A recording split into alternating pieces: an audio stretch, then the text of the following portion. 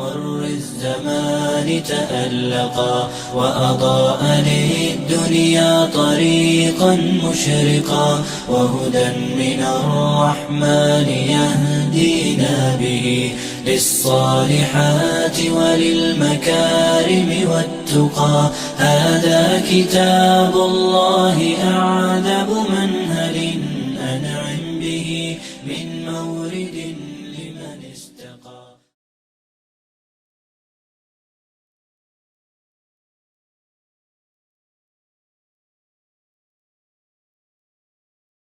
اب ہم سورہ ہود کا آغاز کریں گے۔ سورہ ہود کا جو پس منظر ہے وہی ہے جو سورہ یونس کا ہے۔ ان کا زمانہ نزول تقریباً وہی 10 سے 13 نبی کے درمیان کا زمانہ بنتا ہے، جب پرسیکیوشن بہت زیادہ بڑھ چکی تھی، ہر طرح سے پرسیکیوٹ کیا جا رہا تھا، وربلی بھی اور فزیکلی بھی۔ رسول اکرم صلی اللہ علیہ وسلم کے لیے کوئی پروٹیکشن وہاں پہ نہیں بچی تھی۔ ابو طالب دنیا سے جا چکے تھے، حضرت خدیجہ حضرت عنہا جو کہ اندرونی طور پہ نہیں، گھر کے اندر آپ کے لیے ایک جو ہے ڈھارس بنانے کے لیے موجود تھیں، وہ بھی اب نہیں رہی تھیں، تو آپ کے لیے ہر طرف سے مشکلات تھیں، اور ان حالات میں پھر یہ صورتیں نازل ہوئی ہیں، اور ان میں وہی جو تھیم ہے وہی ہے کہ جیسے عذاب بس آیا چاہتا ہے، ڈرانے کا عنصر بہت زیادہ غالب ہے۔ اور سورہ ہود کے والے سے تو یہ باقاعدہ وہ حدیث ہی ہے نا کہ جو ہم پہلے بتا چکے ہیں کہ شیبتنی ہود و اخواتها، تو ہود، سورہ ہود کا تو خاص طور پر ذکر ہے اس حدیث کے اندر۔ ہود اور اس کی بہن صورتیں، اس کی بہن صورتیں ایک طرف سورہ یونس ہے، آگے سورہ یوسف ہے، تو یہ صورتیں جو ہیں آپ صلی اللہ علیہ وسلم کو انہوں نے بوڑھا کر دیا تھا، کیونکہ ان کے اندر جو اشارات ہیں وہ واضح طور پہ بتا رہے ہیں جیسے کہ عذاب بالکل قریب آ لگا ہے، تو تنبیہ کا عنصر، ڈرانے کا عنصر بہرحال اس کے اندر آپ کو غالب نظر آئے گا۔ آپ صلی اللہ علیہ وسلم اور صحابہ کو تسلی دی گئی ہے، جیسا کہ ہم نے دیکھا سورہ یونس کے اندر بھی تسلی بار بار دی گئی ہے، رسول صلی اللہ علیہ وسلم کو سمجھایا گیا، اس طرح یہاں پہ بھی یہ سلسلہ بالکل جاری رہے گا، اور یہ بالکل پیر ہے سورہ یونس کا۔ اور ہم نے اس کو جب سورہ یونس کا آغاز ہم نے کیا تھا تو وہاں بتایا تھا کہ کس طریقے سے ریسیپروکل ارینجمنٹ ہے ان دونوں صورتوں کی، سورہ یونس اور سورہ ہود کی، تو اب ہم اس کا باقاعدہ جو ہے مطالعہ کرتے ہیں۔ اللہ فرماتے ہیں کہ اعوذ باللہ من الشیطان الرجیم، بسم اللہ الرحمن الرحیم، الف لام را کتاب احکمت آیاتہ ثم فصلت من لدن حکیم خبیر۔ اور یہ ایسی، یعنی الف لام را یہ حروف مقطعات ہیں جن کا مفہوم یا تو اللہ جانتے ہیں یا رسول صلی اللہ علیہ وسلم جانتے ہیں، اور پھر اللہ فرماتے ہیں کہ یہ ایسی کتاب ہے جس کی آیات حکیم اور خبردار ہستی کی طرف سے مستحکم کر دی گئی ہیں، اور پھر ان کو مفصل طور پہ بیان کر دیا گیا، یعنی ان کو تفصیل سے بیان کر دیا گیا۔ ثم فصلت من لدن حکیم خبیر، اللہ تعبدوا الا اللہ، اور اس کا جو مین پیغام کیا ہے وہ یہ ہے کہ اللہ کے سوا کسی کی بندگی نہ کرو، اللہ کے سوا کسی کی تم نے بندگی نہیں کرنی ہے۔ اللہ تعبدوا الا اللہ اننی لکم منہ نذیر و بشیر، اور بے شک جو میں ہوں، ٹھیک ہے، یعنی اللہ اننی لکم تمہارے لیے جو ہے ڈرانے والا ہوں اور بشارت دینے والا ہوں۔ وَأَنِسْتَغْفِرُوا رَبَّكُمْ ثُمَّ تُوبُوا إِلَيْهِ، اور دیکھو تم استغفار کرو اپنے رب کی طرف اور اس کی طرف پلٹو۔ یُمَتِّعُكُمْ مَتَاعًا حَسَنًا، وہ تمہیں چھوڑ دے گا یہاں پر کچھ دیر کے لیے زندگی گزارنے کے لیے، اچھی زندگی گزارنے کے لیے، اِلَىٰ أَجَلٍ مُّسَمًّى، یہاں تک کہ تمہاری ایک اجل ہے، تمہاری موت ہے جس پہ تم نے آگے بڑھنا ہے۔ وَيُؤْتِ كُلَّ ذِي فَضْلٍ فَضْلًا، اور وہ جو ہے بعض کو بعض پہ، یعنی وہ فضیلت دیتا ہے، ٹھیک ہے، اللہ تعالیٰ نے بعض کو بعض پہ فضیلت دی ہے، تم سب میں سے ایسا ہی معاملہ ہے، اس طریقے سے چلتا ہے۔ وَإِن تَوَلَّوْا فَإِنِّي أَخَافُ عَلَيْكُمْ عَذَابَ يَوْمٍ كَبِيرٍ، اور تم نے روگردانی کی تو پھر مجھے خدشہ ہے کہ تمہارے اوپر ایک بڑے دن کا عذاب آ جائے گا۔ إِلَى اللَّهِ مَرْجِعُكُمْ، اور اللہ کی طرف تم نے جو ہے لوٹ کے جانا ہے۔ وَهُوَ عَلَىٰ كُلِّ شَيْءٍ قَدِيرٌ، وہ ہر چیز پر قادر ہے۔ تو ان ابتدائی کلمات سے جو ہے اس صورت کا آغاز ہوتا ہے۔ اس کے بعد اللہ فرماتے ہیں کہ خبردار جس وقت وہ کپڑے ڈھانپتے ہیں اور وہ جانتا ہے جو کچھ وہ چھپا کر اور ظاہر کر کے رکھتے ہیں، بے شک وہ دلوں کی باتوں کو بھی جاننے والا ہے۔ اب یہ جو آیت ہے اس کے دو مفاہیم ہیں، ایک تو مفہوم بالکل سے سادہ سا ہے کہ جب آپ صلی اللہ علیہ وسلم تک یہ بات پہنچانے کی کوشش کرتے تھے تو وہ کپڑوں سے اپنے جو ہے اپنے چہروں کو چھپا لیتے تھے، اور اپنے جو سینے ہیں ان کو دھورا کر لیتے تھے، یعنی دوسری طرف کر لیتے تھے تاکہ وہ بات ان کو نہ سمجھ میں آ سکے۔ تو ایک تو یہ سمپل سا مفہوم ہے۔ لیکن ایک اور مفہوم جو ہے ایک حدیث کے توسط سے سامنے آتا ہے کہ اس زمانے میں صحابہ کرام رضوان اللہ تعالیٰ علیہم کے اوپر ایک غلوف کی کیفیت طاری ہو گئی تھی کہ وہ بالضرورت بھی جو ہے وہ برہنہ نہیں ہوتے تھے، ٹھیک ہے؟ تو اس کے بارے میں بتا دیا گیا کہ دیکھو اس کی ضرورت نہیں ہے، جسے تم چھپانے کی کوشش کر رہے ہو اپنے آپ کو، وہ تو چھپے اور کھلے ہر بات کو چھپی اور کھلی ہر بات کو جانتا ہے۔ تو اس لیے اس غلوف کی کوئی ضرورت نہیں ہے، اینڈ ممکن ہے کہ یہ واقعہ بھی اس دوران ہوا ہو، لیکن اگر کانٹیکسٹ میں دیکھیں جیسے شبیر احمد عثمانی رحمۃ اللہ نے بات کی ہے کہ کانٹیکسٹ میں یہ جو مفہوم ہے زیادہ بہتر معلوم ہوتا ہے کہ بیسیکلی یہ ان کا جیسچر تھا کہ وہ سننا نہیں چاہتے تھے آپ صلی اللہ علیہ وسلم کی دعوت کو اور حق کو قبول نہیں کرنا چاہتے تھے، اس لیے وہ اس طرح کا جیسچر کیا کرتے تھے۔ اور اللہ فرماتے ہیں اور زمین پر کوئی چلنے والا نہیں مگر اس کی روزی اللہ پر ہی ہے، اور وہ جانتا ہے جہاں وہ ٹھہرتا ہے اور جہاں وہ سونپا جاتا ہے، یعنی جو بھی رزق ہے جہاں اس کو ملے گا، جہاں اس کو سونپا جانا ہے، یہ سب چیزیں جو ہیں طے شدہ ہیں، یہ سب کچھ واضح کتاب کے اندر درج ہے۔ تو رزق جو ہے وہ اللہ کے ہاتھ میں، وہ کوئی بھی رزق جو ہے وہ اس کا ذمہ اس کے پاس نہیں۔ ہم جو کوشش کرتے ہیں یہ اللہ تعالیٰ کے حکم کے مطابق کرتے ہیں کہ اللہ تعالیٰ نے کہا ہے کہ اس عالم اسباب میں تم نے سبب استعمال کرنے ہیں، لیکن رزق برل وہ اللہ کے ہاتھ میں، اور رزق جو ہے مل کے رہے گا، بنی آدم نہیں مرتا، ایک حدیث شریف میں آتا ہے جب تک کہ رزق اس کی جو ذمہ ہے اس کو مل نہ جائے۔ تو یہ اس بات کو یہاں پہ واضح کیا گیا ہے۔ اور وہی ہے جس نے آسمان و زمین 6 دن میں بنائے اور اس کا تخت پانی پر تھا۔ اب یہ کیا حقیقت ہے یہ ہم نہیں جانتے کہ وہ کیا پانی تھا جس کے اوپر اللہ تعالیٰ کا تخت تھا۔ اگین یہ متشابہات میں سے ہیں جن کی اصل حقیقت ہم نہیں جان سکتے۔ کہ تمہیں آزمائے کہ تم میں سے کون اچھا کام کرتا ہے، یعنی اللہ تعالیٰ نے جب یہ حیات کو تخلیق کیا، اس دنیا کو تخلیق کیا، تو اس لیے کہ اللہ تعالیٰ آزمائے کہ اچھا کام کون کرتا ہے۔ اگر آپ کہیں کہ مرنے کے بعد اٹھو گے تو منکرین یہ کہیں گے، یعنی آپ اگر ان کو یہ کہتے ہیں کہ تم مرنے کے بعد دوبارہ اٹھائے جاؤ گے تو منکرین یہ کہیں گے کہ یہ تو بالکل واضح جادو ہے، یعنی یہ بات ہمیں سمجھ نہیں آتی، یہ بات جو ہے جادو معلوم ہوتی ہے۔ اگر ہم ایک مدت معلوم تک ان سے عذاب کو روک رکھیں تو ضرور یہ کہیں گے کہ کس چیز نے عذاب کو روک دیا، یعنی یہ اس طرح کی باتیں کرتے رہیں گے۔ تو خبردار جس دن ان پر عذاب آئے گا ان سے نہ جو ہے پھیرا جائے گا، نہ ان سے جو ہے یہ بات آگے بڑھے گی، اور انہیں وہ چیز گھیرے گی جس پر جو ہے یہ ڈٹے ہوئے تھے، جس پر جو ہے یہ ضد کر کے بیٹھے ہوئے تھے، تو وہ ان کو گھیر لے گی، یعنی وہ عذاب ان کے اوپر آ کے رہے گا۔ اور انسان ایسا بے صبر ہے کہ اگر ہم انسان کو اپنی رحمت کا مزہ چکھاتے ہیں تو پھر اس سے چھین لیتے ہیں تو وہ نا امید ہو جاتا ہے، ناشکرا ہو جاتا ہے۔ اگر مصیبت پہنچنے کے بعد نعمتوں کا مزہ چکھاتے ہیں تو کہتا ہے کہ میری سختیاں جاتی رہیں، کیونکہ وہ اترانے والا شیخ خورا ہے۔ اللہ فرماتے ہیں کہ انسان کی نیچر ہی ایسی ہے، اور یہ ہم خود ہمیں دیکھ سکتے ہیں کہ ہمارے اندر بھی یہ ساری کیفیت ہوتی ہیں۔ جب اللہ تعالیٰ رحمت کا مزہ چکھاتے ہیں، رحمت دے دیتے ہیں اور تو وہ تو بڑے خوش ہوتے ہیں، ہم جب اللہ تعالیٰ اس کو لے لیں تو ہم نا امید ہو جاتے ہیں، ہم ناشکرا پن کا مظاہرہ کرتے ہیں۔ اور اگر مصیبت پہنچنے کے بعد اللہ تعالیٰ کوئی نعمتیں جو ہے ہمیں عطا کر دے تو ہم بھول ہی جاتے ہیں اللہ تعالیٰ کو۔ تو یہ بالکل انسان کی نیچر ہے، اس کا ذکر یہاں پہ ہے۔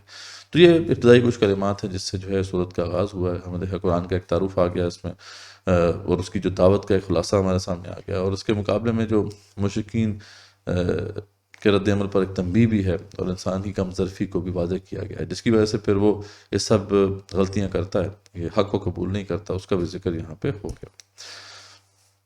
اب ہم آگے چلتے ہیں۔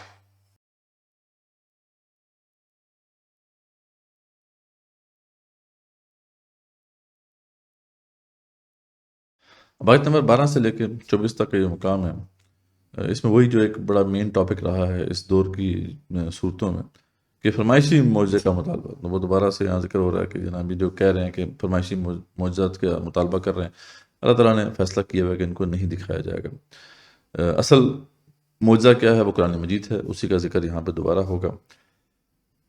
اچھا، اللہ فرماتے ہیں کہ جو انکار کر رہے ہیں اس کی وجہ یہ نہیں ہے کہ یہ حق کو جو ہے نہیں سمجھ پا رہے، حق ان کو پتہ چل گیا ہے کہ یہی ہے، اصل میں اس کی وجہ دنیا کی محبت ہے، ورنہ اس پر تو بہت سے گواہ ہیں، یعنی دین حق کے اوپر تو بہت سے پر گواہ ہیں۔ اب یہ کون سے گواہ ہیں؟ یہ فطرت بھی ہو سکتی ہے، یہ رسول اکرم صلی اللہ علیہ وسلم کی شخصیت بھی ہے، یہ قرآن مجید بھی ہے، اور سابقہ کتابیں بھی ہیں۔ تو یہ سب گواہ موجود ہیں کہ بالکل یہی سچ اور برحق بات ہے، برحق دین ہے۔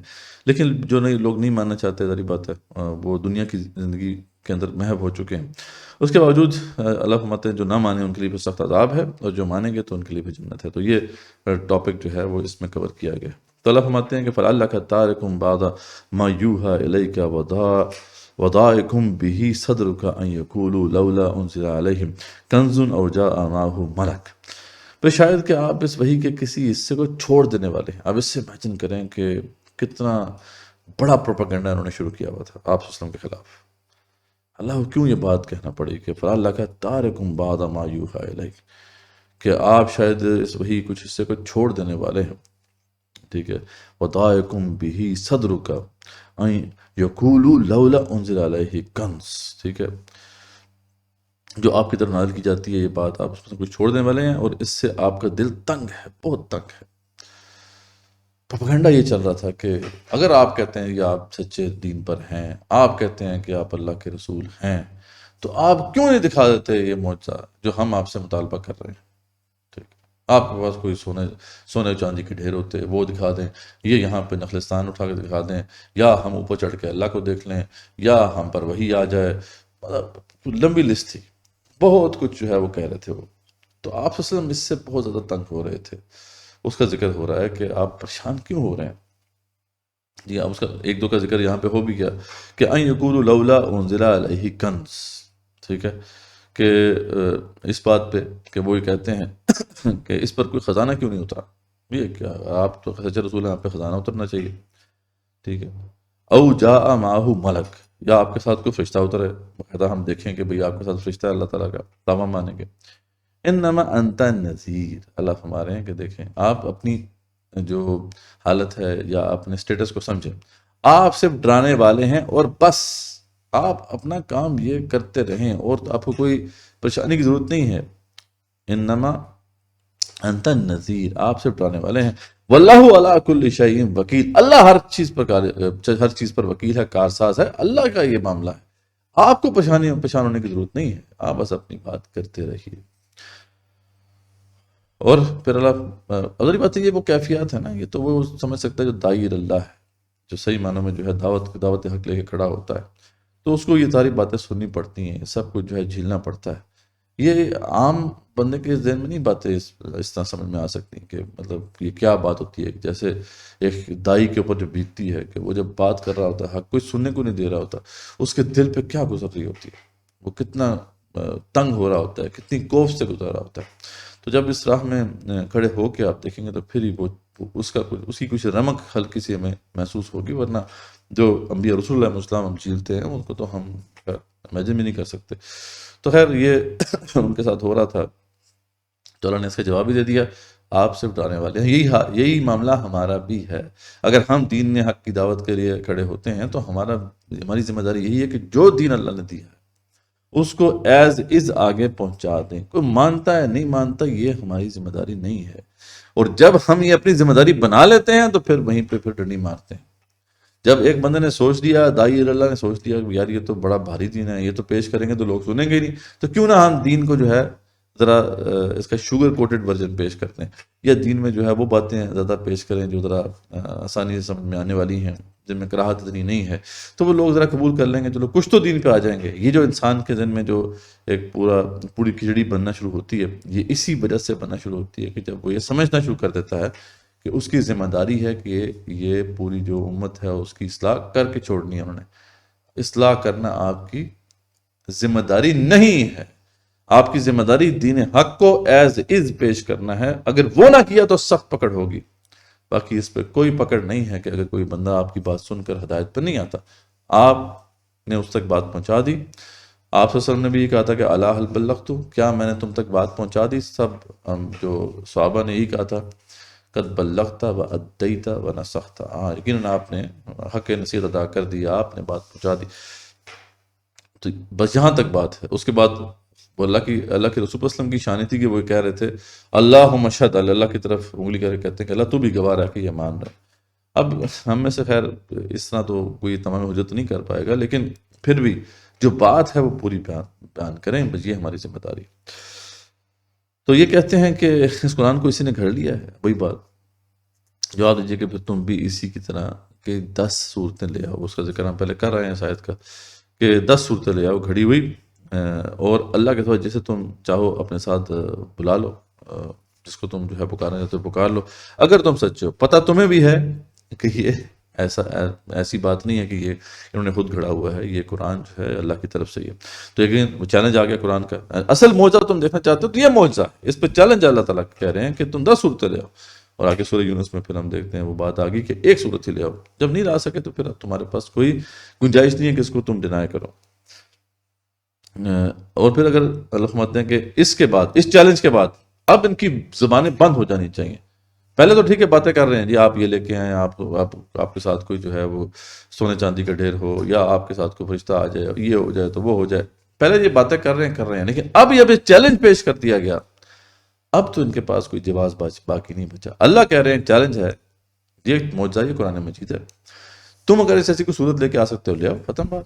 تم صورت لے کے آؤ نا، اس پہ زور لگاؤ، صورت تم لے کے نہیں آتے تو یہ پھر باتیں جو ہیں ان کی کوئی حیثیت نہیں ہے۔ تو اللہ فرماتے ہیں پھر اگر وہ تمہاری اس بات کو قبول نہ کریں تو تم یقین سے جان لو کہ یہ قرآن اللہ کے علم کے ساتھ اتارا گیا ہے۔ پھر تو آپ کو کوئی شک نہیں ہونا چاہیے، ان کو بھی کوئی شک نہیں ہونا چاہیے، قرآن اللہ کی طرف سے بالکل بھرک جو ہے وہ نازل ہوا ہے، اللہ کے علم کے ساتھ اتارا گیا ہے، اور یہ کہ اللہ کے سوا کوئی معبود نہیں ہے، بس کیا تم مسلمان ہوتے ہو یا نہیں، یہ انہیں کہا، مسلمان ہو جاؤ آپ، ٹھیک ہے۔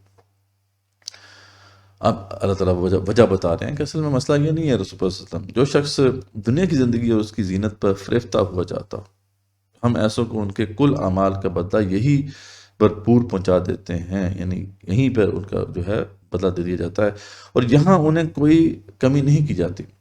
ہاں یہی وہ لوگ ہیں جن کے لیے پھر آخرت میں سوائے آگ کے اور کچھ نہیں ہوتا، اور جو کچھ انہوں نے یہاں کیا ہوگا وہاں سب جو ہے اکارت ہو جائے گا، سب زیرو ہو جائے گا۔ وہ اچھے اعمال بھی کیے تھے تو وہ ملٹیپلائی زیرو ہو جائیں گے، اور جو کچھ ان کے اعمال جو بھی ان کے اعمال تھے سب برباد ہونے والے ہیں۔ اب اس کے بعد بڑی ایک اہم آیت آ رہی ہے جس میں اللہ تعالیٰ فرماتے ہیں کہ فَمَنْ كَانَ عَلَىٰ بَيِّنَةٍ مِّن رَبِّهِ، اچھا تو کیا وہ شخص جو اپنے رب کے پاس کی دلیل پر ہو، وَيَتْلُوهُ شَاهِدٌ مِّنْهُ، اور اس کے ساتھ اللہ کی طرف کا ایک گواہ بھی ہو، یعنی اس شخص کے بارے میں آپ سوچیں کہ جو اپنے رب کی طرف سے دلیل پر کھڑا ہے اور اس کے ساتھ اللہ کی طرف کا ایک گواہ بھی موجود ہے جو گواہی دے رہا ہے۔ وَمِن قَبْلِهِ كِتَابُ مُوسَىٰ إِمَامًا وَرَحْمَةً، اور اس سے پہلے موسیٰ السلام کی کتاب بھی گواہ رہی ہے، یعنی اسی بات پر اس سے پہلے موسیٰ السلام کی جو کتاب تھی وہ بھی گواہ تھی جو پیشوا اور رحمت ہے۔ أُولَٰئِكَ يُؤْمِنُونَ بِهِ، ٹھیک ہے، یہی لوگ ہیں جو اس پر ایمان رکھتے ہیں۔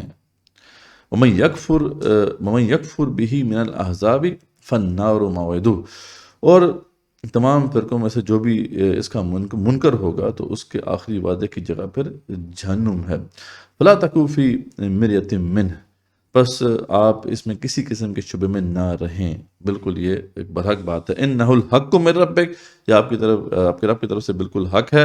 وَلَكِنَّ أَكْثَرَ النَّاسِ لَا يُؤْمِنُونَ، لیکن اکثر لوگ جو ہے وہ ایمان نہیں رکھتے۔ تو یہ بڑی ایک اہم آیت ہے۔ اللہ فرماتے ہیں کہ وہ شخص جو اپنے رب کے پاس کی دلیل پر ہو، اب بات ہو رہی ہے رسول اکرم صلی اللہ علیہ وسلم کی یا کسی نبی کی یا اس شخص کی جو کہ دین حق کو قبول کیے ہوئے ہے۔ اب ایک تو ہے کہ اس کے پاس دلیل ہوتی ہے، جب بھی کوئی بندہ حق پر کھڑا ہوتا ہے تو وہ دلیل کے اوپر کھڑا ہوتا ہے، اور یہ بار بار قرآن میں مضمون جو ہے آیا ہے کہ جب بھی اللہ تعالیٰ کافروں سے کہتے ہیں کہ تم جو ہے ان بتوں کے پیچھے پڑے ہو تو یہ ضرور کہتے ہیں کہ ہاتھو برہانکم ان کنتم صادقین، بالکل دلیل تو لے کر آؤ تم سچے ہو، یا پھر ما انزل اللہ بہا من سلطان کا ذکر آتا ہے کہ اللہ کی طرف سے کوئی دلیل تو نازل نہیں ہوئی اس کے اوپر، تو تم کیوں اس کو مان کے کھڑے ہوئے ہو؟ تو جو حق پر کھڑے ہونے والا بندہ ہوتا ہے، ایک تو ہے کہ اس کے پاس واضح مبرہن دلیل ہوتی ہے، اور زیادہ تر وہ کیا معجزات ہیں جو کہ دین حق کے ساتھ جو ہے منسلک ہوتے ہیں۔ انبیاء علیہ السلام کو جو ہے اگر دین دیا جاتا ہے تو ساتھ معجزہ بھی دیا جاتا ہے، ایک مبرہن دلیل بھی دی جاتی ہے، تو وہ اپنی جگہ پر ایک دلیل کے اوپر کھڑا ہوتا ہے۔ اور دوسرا معاملہ کیا ہوتا ہے اس کے ساتھ، وَيَتْلُوهُ شَاهِدٌ مِّنْهُ، اور اس کے پیچھے جو ہے اللہ کی طرف کا ایک گواہ بھی ہوتا ہے۔ یہ گواہ کون ہے؟ اس پہ پھر مفسرین نے بہت سی باتیں کی ہیں کہ گواہ کون ہے۔ یہاں پہ زیادہ تر جو مفسرین سے متفق ہیں یہ گواہ جو ہے قرآن مجید ہے، کہ اس کے اوپر جو ہے گواہ قرآن مجید ہے، کہ قرآن مجید کی گواہی کافی ہے کہ یہ بندہ حق پر ہے، کیونکہ جو قرآن میں لکھا ہوا ہے، جو اللہ کی کتاب میں کریکٹر پروفائل دی گئی ہے، دیکھ لو کہ یہ جو بندہ حق پر کھڑا ہوا ہے اس کی پروفائل اس سے میچ کرتی ہے کہ نہیں کرتی۔ تو بس یہ کرتی ہے، تو یہ قرآن اس کے اوپر جو ہے وہ ایک طرح سے دلیل بن گیا۔ اچھا، بعض کے نزدیک جو ہماری فطرت ہے وہ گواہ ہے، یعنی اس دین حق کے اوپر ہماری فطرت بھی گواہی دیتی ہے، اور بعض کے نزدیک جو ہے اس سے مراد رسول اکرم صلی اللہ علیہ وسلم کہ آپ صلی اللہ علیہ وسلم کی جو صفات تھیں یا آپ کا کردار تھا وہ اس کے حق ہونے میں سب سے بڑی دلیل تھا۔ تو یہ سب کو جو ہے ایک طرح سے آپ جمع کر سکتے ہیں، کیونکہ بات یہاں پہ ہو رہی ہے قرآن کی، تو زیادہ جو رائے ہے، جو قرآن والی بات ہے وہ زیادہ صحیح معلوم ہوتی ہے کہ اس پر جو سب سے بڑا گواہ قرآن مجید ہے، ٹھیک ہے۔ اب قرآن کا کمال یہی ہے نا کہ قرآن ایک تو معجزہ ہے، تو بینہ بھی آج معجزہ ہے جو کہ قرآن کی شکل میں ہمارے درمیان موجود ہے، تو قرآن ہی آج بینہ ہے، قرآن ہی آج وہ گواہ بھی ہے جو کسی کے حق، کسی کے برحق ہونے پر دلیل ہے۔ ہمارے ہاں ایک بڑا مسئلہ رہا ہے نا، خاص طور پہ جو سب کانٹیننٹ میں جو دین آیا ہے اس میں تو یہ بڑا مسئلہ ہے کہ یہاں پہ جناب جو پہنچا ہوا ہے نا وہ کون ہوتا ہے؟ وہ کہتے ہیں جی فلاں شخص بہت پہنچا، بہت بڑے بزرگ ہیں۔ اب اس پہ گواہی کون دے رہا ہے؟ اس کے بارے میں آتا ہے جی کہ ان کے پہنچے ہونے پہ گواہی دی ہے ایک اور بزرگ نے جو خود بہت پہنچے ہوئے ہیں۔ اچھا جی، تو وہ کتنے پہنچے ہوئے ہیں، وہ کیسے ہم جسٹیفائی کریں گے؟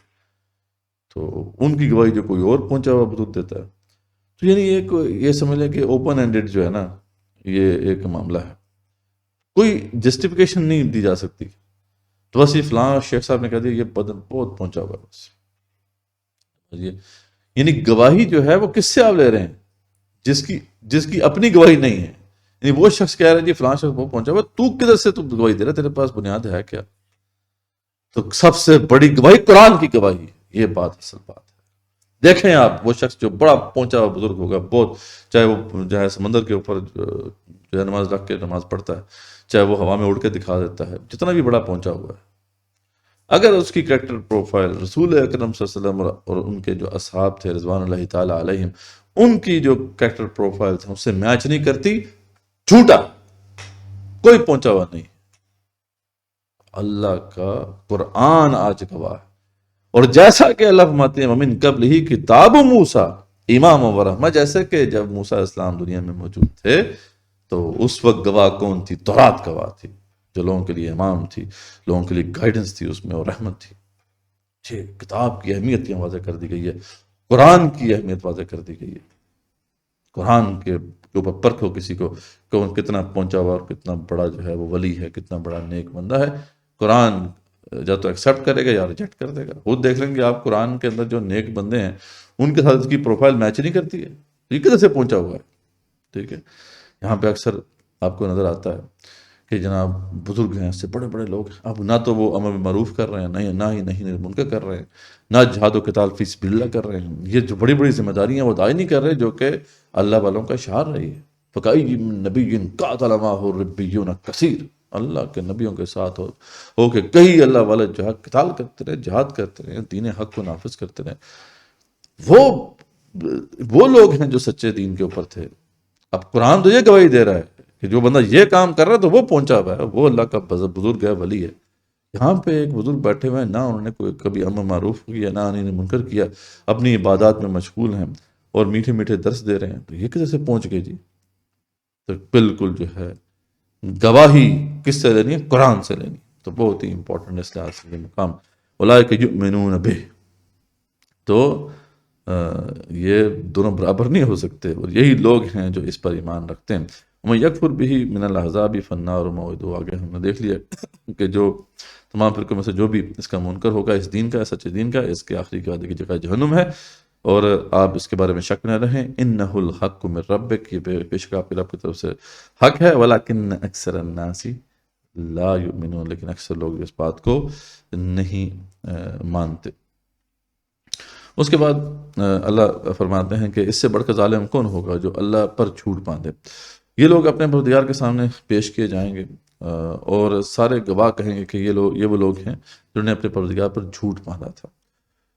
تو خبردار ہو کہ اللہ تعالیٰ کی لعنت ہے ایسے ظالموں کے اوپر جو اللہ کی راہ سے روکتے ہیں اور اس میں کجی تلاش کرتے ہیں، یہی آخرت کے منکر ہیں، اور یہ ظاہری بات ہے کہ آخرت میں اللہ کا عذاب ان کے اوپر پڑ کے رہے گا۔ تو یہ جو مقام تھا آیت نمبر 24 تک ہم نے کر لیا، اب ہم آگے چلتے ہیں۔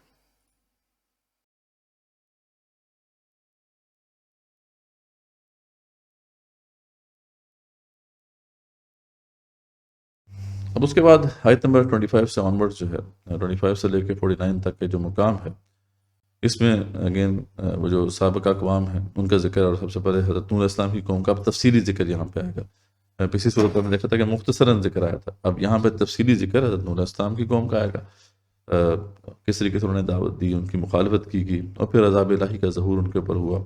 تو یہاں پہ بڑا تفصیلی اکاؤنٹ ہے، وہ کیسے عذاب آیا اور عذاب کے دوران کیا ہوا، یعنی اس جو ٹائم کا جو سنیپ شاٹ ہے نا، اس کو ایسے جیسے ہائی لائٹ کر دیا گیا۔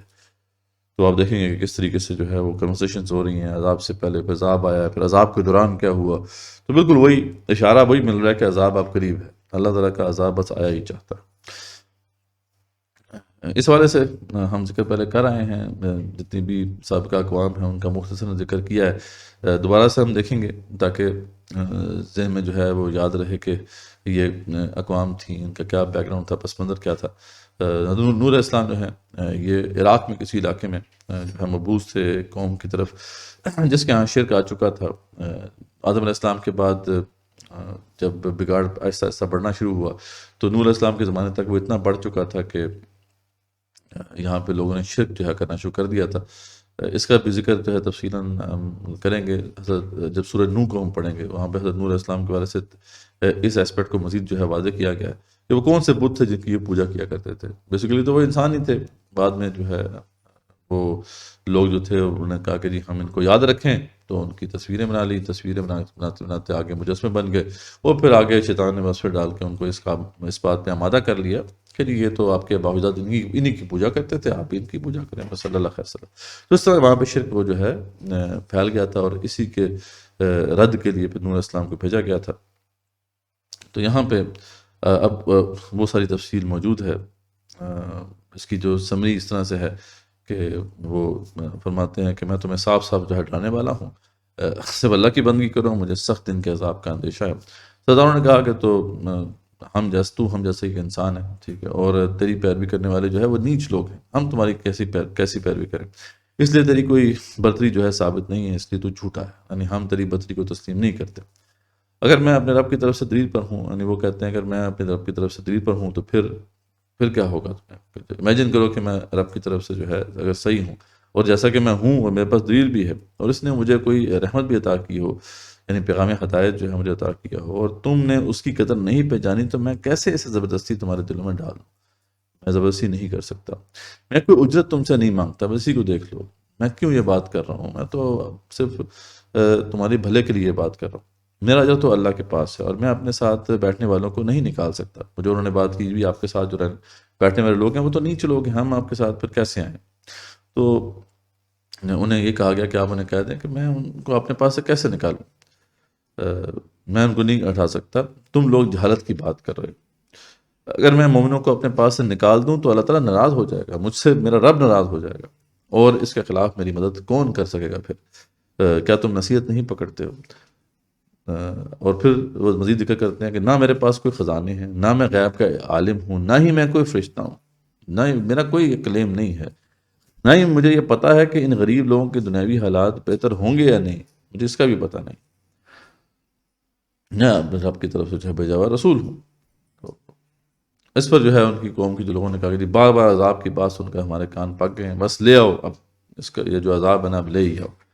ان کو جواب دیا گیا کہ اس کو بھی اللہ ہی لائے گا اگر وہ چاہے گا، میرے پاس یہ بھی اختیار نہیں ہے، تم اس کو عاجز بارہ نہیں کر سکو گے، یہ میں تمہیں بتا دیتا ہوں، اور میری خیر خواہی تمہیں فائدہ نہیں دے سکے گی، یعنی میں اگر تمہارا خیر خواہ بھی ہوں تو اس کا کوئی تمہیں فائدہ نہیں ہوگا اگر اللہ کا ارادہ گمراہی کا ہو، وہی رب ہے، اسی کی طرف سب نے لوٹ کر جانا ہے۔ کہتے ہیں کہ انہوں نے کہا کہ تم نے خود گھڑ لیا ہے، آپ جواب دیں کہ اگر ایسا ہے تو اس کا وبال مجھ پر ہی پڑے گا، یعنی جو باتیں تم کر رہے ہو خود گھڑ کے پیش کر رہے ہو، تو کہتے ہیں پھر اس کا وبال میرے اوپر ہی پڑے گا۔ اب اللہ تعالیٰ کی طرف سے فیصلہ ہو گیا کہ جو ایمان لا چکے اب کوئی اور ایمان نہیں لائے۔ دیکھیں بالکل ایسا معاملہ نظر آ رہا ہے کہ جیسے اب عذاب بس آیا چاہتا ہے، اور اس وقت جو ہے اللہ تعالیٰ نے ان کو وحی کر کے بتایا کہ اب کوئی ایمان نہیں لا سکے گا، میرے حکم سے کشتی بناؤ، اور ظالموں کے بارے میں اب مجھ سے سفارش مت کرنا، ٹھیک ہے۔ اب یہاں پہ کشتی بنانے کا حکم ہو چکا ہے، عذاب کا بس اب وقت آیا چاہتا ہے۔ اب اس پہ جو ہے ذکر ہوا کہ جب وہ کشتی بنا رہے تھے تو سردار آ کے جو ہے وہ ہنستے تھے ان کے اوپر کہ یہ جناب بوڑھا جو ہے سٹھیا گیا. پہلے تو ہمیں یقین نہیں تھا، اب یقین ہو گیا ہے، کیونکہ یہ بالکل یہاں پہ ایسی جگہ پہ جہاں پانی ہے نہیں وہاں کشتی بنا رہے ہیں. تو جو انہوں نے جواب دیا کہ ایک دن ہم بھی تم پر ہنسیں گے، ہنس لو جتنا ہم نے ہنسنا ہے، تمہیں جلد معلوم ہوگا کہ اللہ کا عذاب پر کس پر آتا ہے. اب جو وہ عذاب آیا ہے اس کو جیسے اللہ تعالیٰ نے ایکسپلین کیا ہے، بہت ہی ایک ڈرامٹک سین ہے، اس کو اب ہم دیکھتے ہیں. حتی اذا جاء امرنا وفارت التنور قل نحمل فيها من كل الزوجين اثنين واهلك الا من سبق عليه القول ومن آمن. تو جب اللہ تعالیٰ کا جب وہ حکم آ پہنچا، جب آپ کے رب کا حکم آ پہنچا، تو پھر کیا ہوا کہ یعنی اللہ تعالیٰ نے فرمایا نا کہ جب ہمارا حکم آ پہنچا اور تنور ابلنے لگا. تو ایسے ہی تھا کہ اس کے بارے میں ہم دو رائے ہیں. ایک تو رائے یہ ہے کہ وہ باقاعدہ کوئی تنور تھا جہاں سے پہ پانی نکلنا پہلے شروع ہوا تھا اور آہستہ آہستہ وہ بڑھتا گیا، یا پھر یہ ہے کہ زمین کے مختلف جگہوں سے پور بن گئے اور وہاں سے پانی جو ہے نکلنا شروع ہو گیا. تو ہم نے کہا کہ اس کشتی میں ہر قسم کے جانداروں میں سے جوڑے، یعنی دو دو جو ہیں جانور تو رکھ لو، ایک نر اور ایک مادہ، اور اپنے گھر کے لوگوں کو بھی سوائے ان کے جن پر پہلے سے بات جو ہے ثابت ہو چکی ہے، ان کو بھی تم جو ہے اپنی کشتی میں سوار کر لو. اور سب ایمان والوں کو بھی اس کے ساتھ ایمان لانے والے بہت ہی کم تھے. اللہ فرماتے ہیں کہ جو ایمان والے تھے ان کے ساتھ بہت کم تھے. تو وما آمن، اور جو بھی ایمان لانے والے ہیں ان کو بھی ساتھ شامل کر لو، ماہو اللہ قلیل، جو کہ بہت تھوڑے تھے ان کے ساتھ شامل ہو گئے. وقال ارکبوا فیہا بسم اللہ مجریہا و مرساہا. تو جب وہ سارے بیٹھ گئے اس کشتی میں تو انہوں نے پھر یہ دعا پڑھی کہ اس کشتی میں بیٹھ جاؤ، اللہ ہی کے نام سے اب اس کا چلنا ہے اور ٹھہرنا ہے، یقین میرا رب جو ہے بڑی بخشش والا اور بڑے رحم کرنے والا ہے، ان ربی لغفور رحیم. تو اس طرح انہوں نے دعا پڑھی اور اس طریقے سے وہ کشتی میں بیٹھ گئے. وَيَتَجْرِي بِهِمْ فِي مَوْجٍ كَالْجِبَالِ. تو اس وقت کیا ہے کہ وہ جو کشتی تھی وہ ایسے چل رہی تھی کہ اس کے آس پاس موجیں پہاڑوں کی طرح جو ہے اٹھ رہی تھی. اب وہ آپ امیجن کریں، یعنی ایسا نقشہ کھینچا گیا ہے کہ ایسا لگتا ہے جیسے آپ وہاں پہنچ گئے ہیں، اس وقت آپ ان کے درمیان موجود تھے کہ پہاڑوں کی طرح جو موجیں جو ہیں وہ آس پاس اٹھ رہی تھیں. تو وہی تجری بہم فی موج کالجبال ونادى نوح ابنہ کان فی معذر یا بنی. اب یہاں پہ نوح علیہ السلام نے پھر اپنے بیٹے سے کہا، ان کو بیٹا کہیں پہ کسی چوٹی پر نظر آ گیا. ونادى نوح ابنہ، تو انہوں نے نوح علیہ السلام نے اپنے بیٹے سے کہا، وکان فی معذر یا بنی، یعنی وہ کسی اونچی جگہ پر تھا، کسی چوٹی پر تھا، کہ اے بیٹے ارکب معنا، آجا ہمارے ساتھ، آجا بیٹھ جائے ادھر. حالانکہ بتا دیا گیا تھا اس سے پہلے کہ اس سے پہلے جو ایمان نہیں لے کر آیا اب وہ ایمان نہیں لا سکے گا، وہ تمہارے ساتھ کشتی میں سوار نہیں ہو سکے گا. لیکن بہرحال باپ تو باپ ہی ہوتا ہے. اپنے بیٹے کو جب اپنی آنکھوں کے سامنے دیکھا تو پھر کوشش کی کہ بیٹا اب آ جا، بیٹھ جا کشتی کے اندر. حالانکہ کشتی اس وقت اس کے قریب آ لگی تھی. تو انہوں نے جب یہ کہا کہ یا بیٹا بیٹھ جا، وکان فی معذر یا بنی ارکب معنا ولا تکن مع الکافرین، کافروں کے ساتھ نہ رہنا، آ جا بیٹھ جائے. اس پہ ساری بات ہے اللہ تعالیٰ کا تو فیصلہ ہو چکا تھا کہ اب جو ایمان نہیں لائے گا تو وہ اس کو ایمان فائدہ نہیں دے گا. تو اس کے باوجود کہ وہ عذاب اپنی آنکھوں سے دیکھ رہا تھا، اس کے باوجود کہ اسے نظر آ رہا تھا کہ اب یہ کشتی جو ہے اس میں جو لوگ بیٹھے ہیں وہ بچ جائیں گے، پھر بھی اسے توفیق نہیں ہوئی. تو اس نے کہا قال سآوی الی جبل یعصمنی من الماء. تو اس نے جواب دیا کہ میں تو کسی بڑے پہاڑ کی طرف پناہ میں آ جاؤں گا جو مجھے بچا لے گا پانی سے، ٹھیک ہے، میں نہیں بیٹھتا. اتنا کفر پہ بڑا ہوا تھا کہ اس وقت بھی اسے توفیق نہیں ہوئی کہ وہ ان کے ساتھ بیٹھ جاتا. قال لا عاصم اليوم من امر اللہ. اس پہ نوح السلام کہتے ہیں بیٹا آج اللہ کی پکڑ سے کوئی بچنے والا نہیں، الا من رحم، الا یہ کہ اسی کا رحم کسی کے اوپر ہو. تو غلط سوچ رہا ہے. وحال بینہم الموج فکان من المغرقین. اب امیجن کریں کہ کنورسیشن ابھی ہو رہی ہے، اب یہ کشتی کیسے، یاری بات ہے پہاڑوں جیسی وہ موج کے اوپر کھڑی مطلب جاری ہوگی. ابھی شاید وہ جو پانی کا جو زور ہے ابھی اتنا تیز نہیں ہوا، کشتی اتنی تیزی سے آگے نہیں بڑھ رہی، کشتی اسی جگہ پہ فلوٹ کر رہی ہے. اور سامنے ایک پہاڑی ہے جس کے اوپر ان کا بیٹا ہے، اور اس کے ساتھ یہ کنورسیشن ہو رہی ہے کہ بیٹا بیٹھ جا، اور وہ کہتا ہے کہ نہیں میں پہاڑی پہ چڑھ جاؤں گا اور بچ جاؤں گا. تو یہاں پہ نا ایک کیا ہوتا ہے کہ ایک موج ان کے درمیان حائل ہو جاتی ہے، تو وہ بالکل جو ہے غرق ہونے والوں میں سے ہو جاتا ہے. تو یعنی ایک دم وہ موج کا ایک ایسا جو ہے ہلہ پڑتا ہے اور وہ نظروں سے اوجھل ہو جاتا ہے. بالکل ایک سین آپ کے سامنے جیسے کہ پکچرائز آپ کر رہے ہیں اسے، اس طریقے سے آپ کو جو ہے دکھایا جا رہا ہے.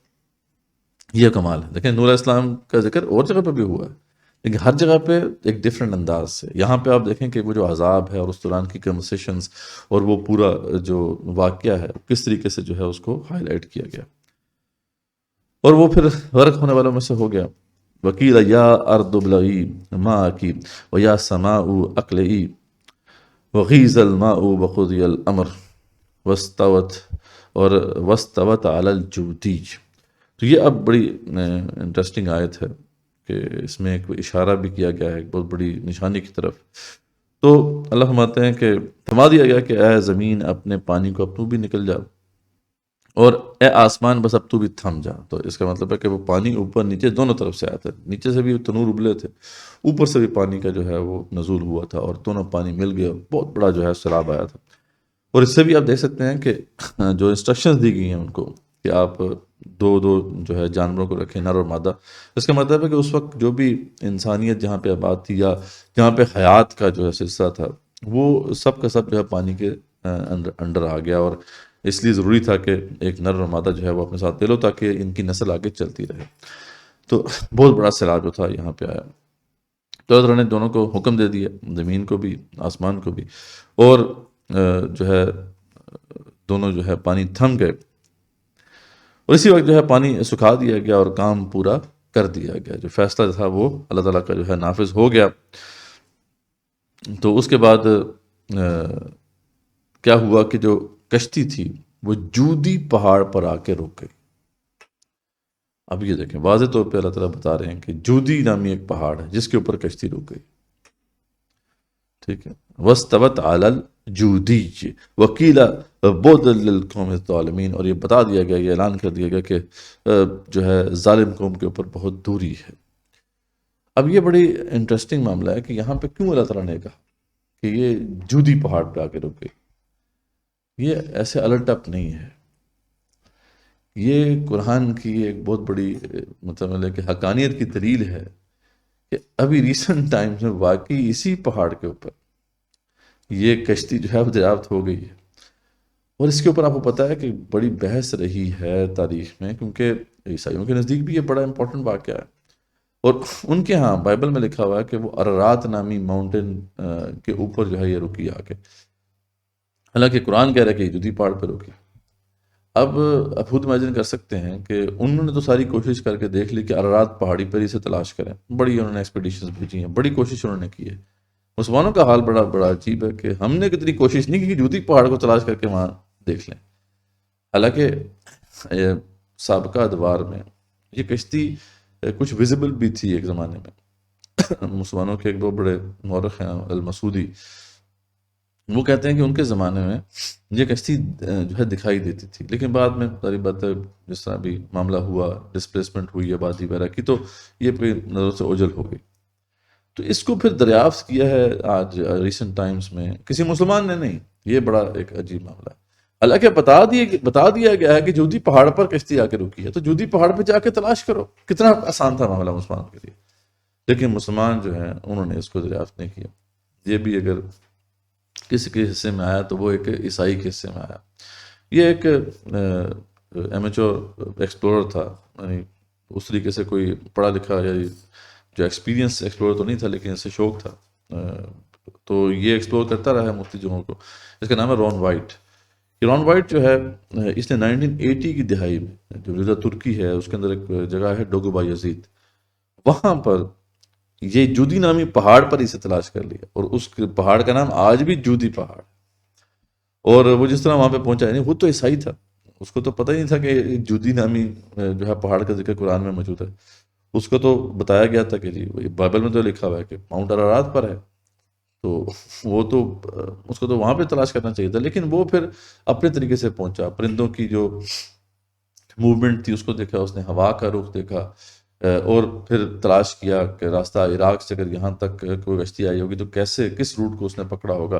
تو مختلف ایسٹیمیٹس لگا کر وہ اس پہاڑی کی طرف آیا ہے، یہ جودی پہاڑ کی طرف آیا. تو یہاں پہ انٹرسٹنگلی اسے وہ پورا اس کا جو فوسل ہے وہ مل گیا، اور یہ بہت بڑی ڈسکوری ہوئی. تو یہ جودی پہاڑ پہ اس کو وہ کشتی کا فوسل مل گیا. یعنی یہ، اور وہ بھی اس کے پیچھے بڑی انٹرسٹنگ ایک کہانی ہے کہ وہاں پہ یہ ویزیبل نہیں تھی کشتی اس طریقے سے، لیکن اسی زمانے میں وہاں پہ وہ ارتھ آیا تھا جس کی وجہ سے پھر وہ جو کشتی ہے بڑی ویزیبل ہو گئی تھی. تو جب یہ ان کی ایکسپیڈیشن وہاں پہ پہنچی تو ان کو پھر وہ واضح طور پہ نظر آ گئی وہ کشتی.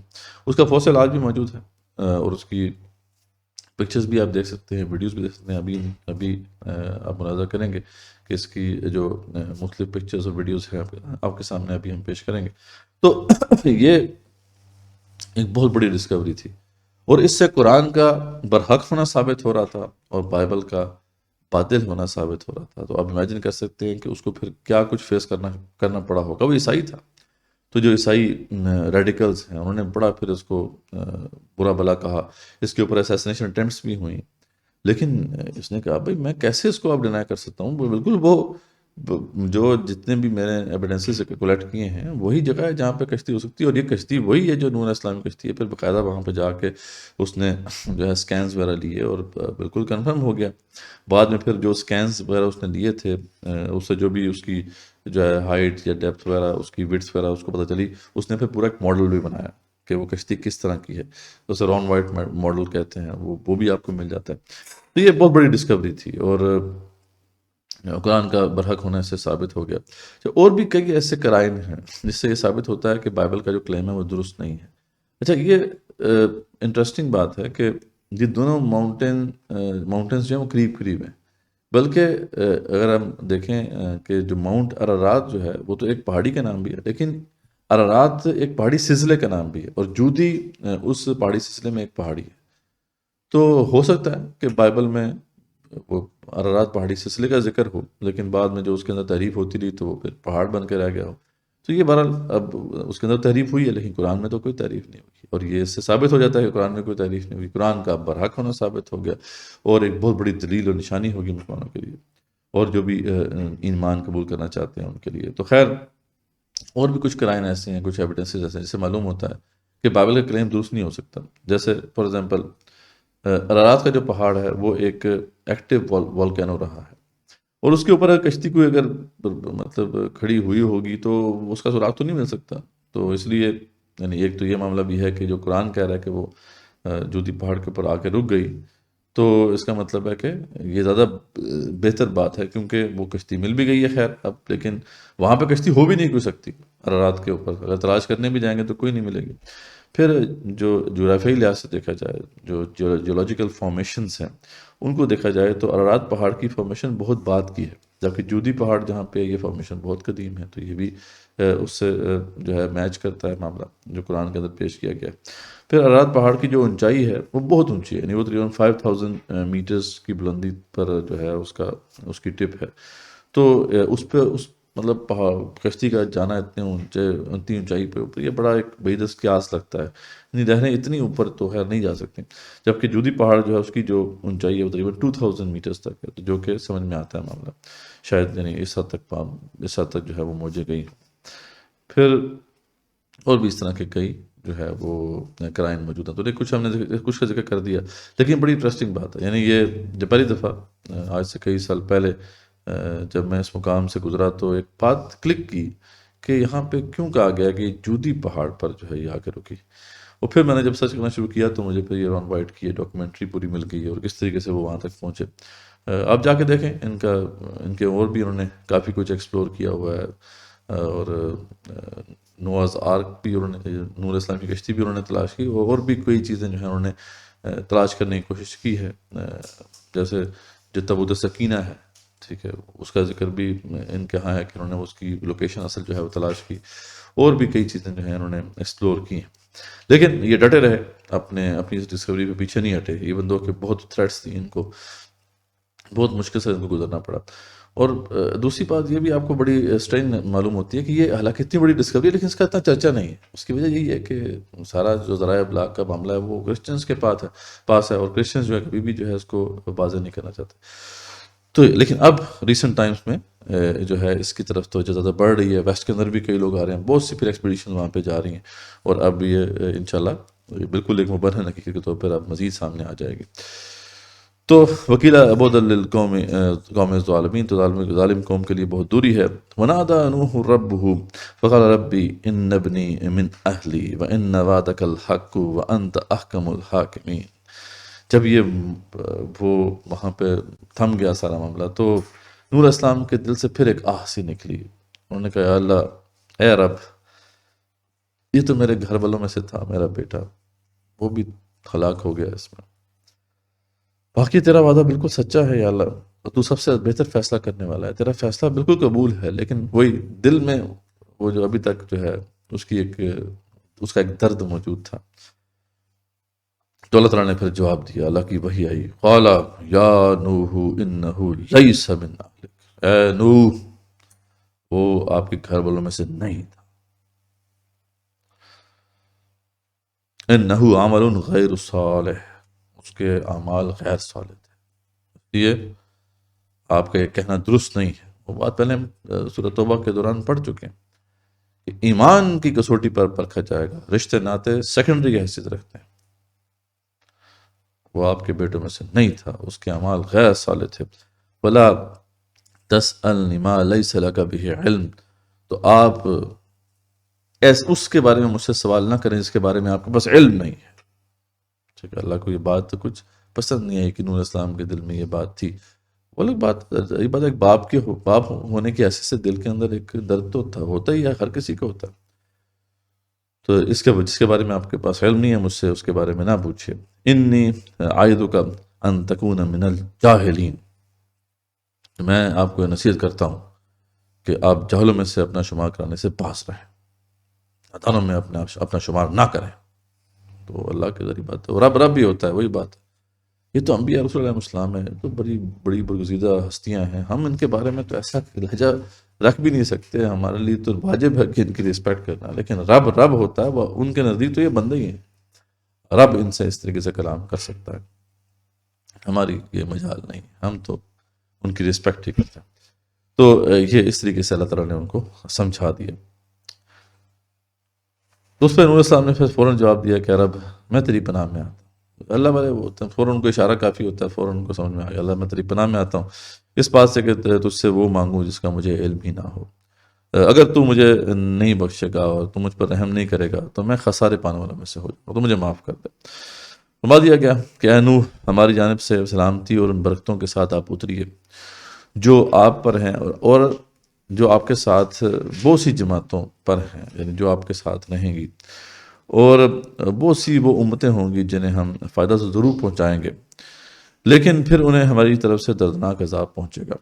یعنی دنیا میں پھر جو ہے ایک عذاب پہنچ کے رہے گا. تو جب دیکھا کہ نور علیہ السلام جو ہے انہوں نے اس طرح پلٹ آئے اللہ کی طرف، تو اللہ بھی نرمی سے ان سے بات کر رہے ہیں کہ نو کوئی ایسی بات نہیں، ٹھیک ہے، آپ اتریے، خیر و برکت کے ساتھ اتریے، میری برکت ہوگی، تمام لوگوں کے ساتھ ہوگی، لیکن یہ ہے کہ جو لوگ پھر نہیں مانیں گے، ذریعہ بات ہے، ایسی جماعتیں پھر ہمارے عذاب کا مستحق بن کے رہیں گی.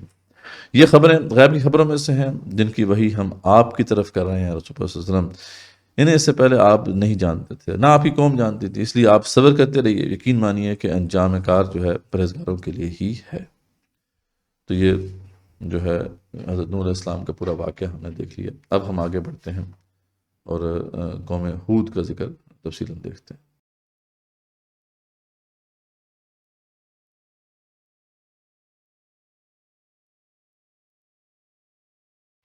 اب اس کے بعد آیت نمبر 50 سے 60 تک جو ہے قوم عاد کا ذکر ہے، جس کی طرف حضرت ہود علیہ السلام بھیجے گئے تھے.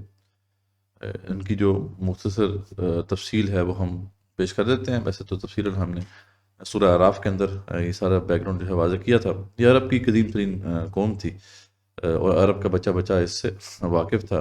ان کا جو علاقہ ہے وہ احقاف کا علاقہ بنتا ہے.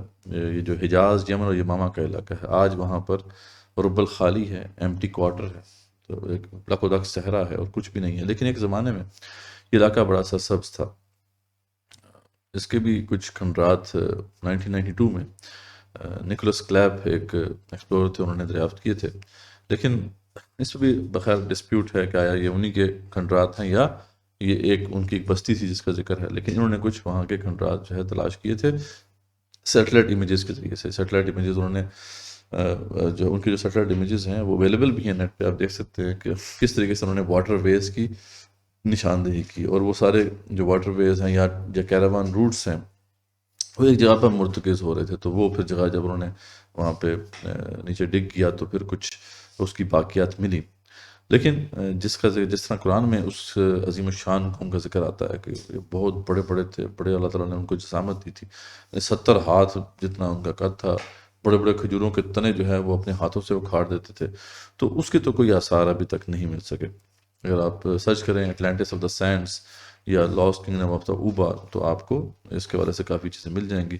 بڑی خوشحال قوم تھی، اور ان کی خوشحالی کی وجہ فیکنسنس ایک ہرب ہے، اور اس کی وجہ سے یہ امیر تھے۔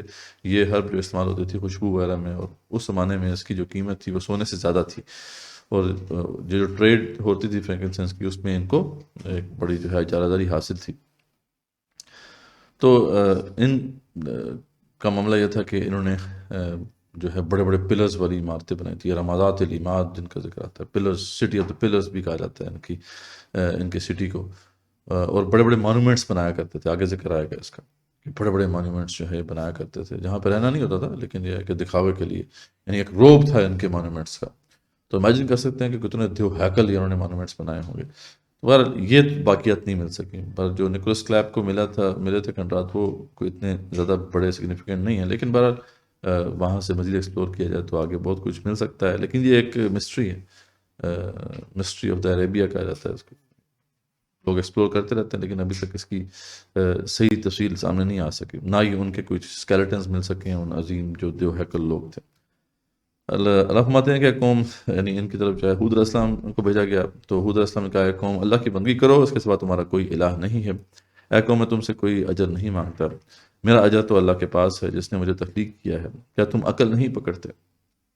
اور اے قوم رب سے استغفار مانگو اور پلٹو اس کی طرف، وہ آسمان سے بارش برسا دے گا اور تمہاری قوت کو بڑھا دے گا، اور اس لیے رخ نہ پھیرو ورنہ مجرم بن جاؤ گے۔ یہ وہی انسٹرکشن جیسا کہ ہر نبی جو ہوتا ہے، ہر رسول جو ہوتا ہے اپنی قوم کو کرتا ہے، تو انہوں نے اپنی قوم کو نصیحت کی۔ اس پہ جواب دیا گیا کہ ہود تم کو دلیل تو لائے نہیں، ہم کیسے تمہاری بات مانیں، ٹھیک ہے، اس لیے صرف تیرے کہنے سے ہم اپنے معبودوں کو نہیں چھوڑنے والے، اور نہ ہی تجھ پر ایمان لائیں گے، بلکہ تجھ پر ہمارے کسی معبود کا اثر ہو گیا، ہمیں لگتا ہے کہ تو سٹھیا گیا ہے، اس طرح کی باتیں وہ کرتے تھے۔ اس پہ جواب دیا ان کے جو نبی تھے حود علیہ السلام نے کہ پھر گواہ رہو کہ میں ان سب سے بیزار ہوں، ٹھیک ہے، تم سب مل کے میرے خلاف چل لو، مجھے مہلت نہ دو، اور میرا اللہ پر ہی بھروسہ ہے اور وہ سب پر پوری طرح قابض ہے۔ اب یہ دیکھیں، یہ بات بھی بالکل واضح کر رہی ہے کہ جیسے کہ اب آخری کنورسیشن ہے جو اپنے قوم کے ساتھ ان کی ہو رہی ہے۔ تو آگے کیا ہوا اس پہ وہ قرآن کی جو آیات ہیں وہ یہ ہیں کہ فَإِن تَوَلَّوْا فَقَدْ أَبْلَغْتُكُمْ مَا أُرْسِلْتُ بِهِ إِلَيْكُمْ، اور پس اگر تم روگردانی کرو تو میں تو تمہیں وہ پیغام پہنچا چکا ہوں جس کو دے کر مجھے بھیجا گیا تھا۔ وَيَسْتَخْلِفُ رَبِّي قَوْمًا غَيْرَكُمْ وَلَا تَضُرُّونَهُ شَيْئًا، اور میرا رب تمہارے قائم مقام اور لوگوں کر دے گا، اگر تم نہیں بات مانو گے تمہیں تباہ کر دیا جائے گا، اور تمہارا جو خلیفہ ہے کسی اور قوم کو بنا دے گا اللہ تعالیٰ، اور تم اس کا کچھ بھی بگاڑ نہ سکو گے۔ ان ربی علی کل شیء حفیظ، اور بے شک میرا رب جو ہے وہ ہر چیز کی حفاظت کرنے والا ہے۔ ولما جاء امرنا نجینا ہودا والذین آمنوا معه، تو اللہ فرماتے ہیں کہ جب ہمارا حکم آ پہنچا تو ہم نے ہود علیہ السلام کو اور اس کے ساتھ جو بھی مسلمان ساتھی تھے ان کو تو بچا لیا، اور اب ماہو برحمت منا، اپنی رحمت سے بچا لیا، وَنَجَّيْنَاهُم مِّنْ عَذَابٍ غَلِيظٍ، اور ہم نے ان کو ایک بہت بڑے عذاب سے جو ہے نجات دے دی۔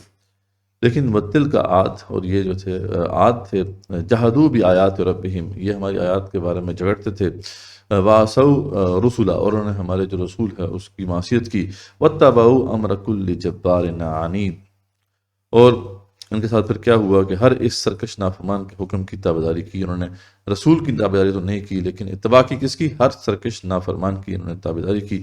وہ تبیو فی ہذہ دنیا لانا، تو ان کے ساتھ پھر اس دنیاوی زندگی میں بھی لعنت لگا دی گئی.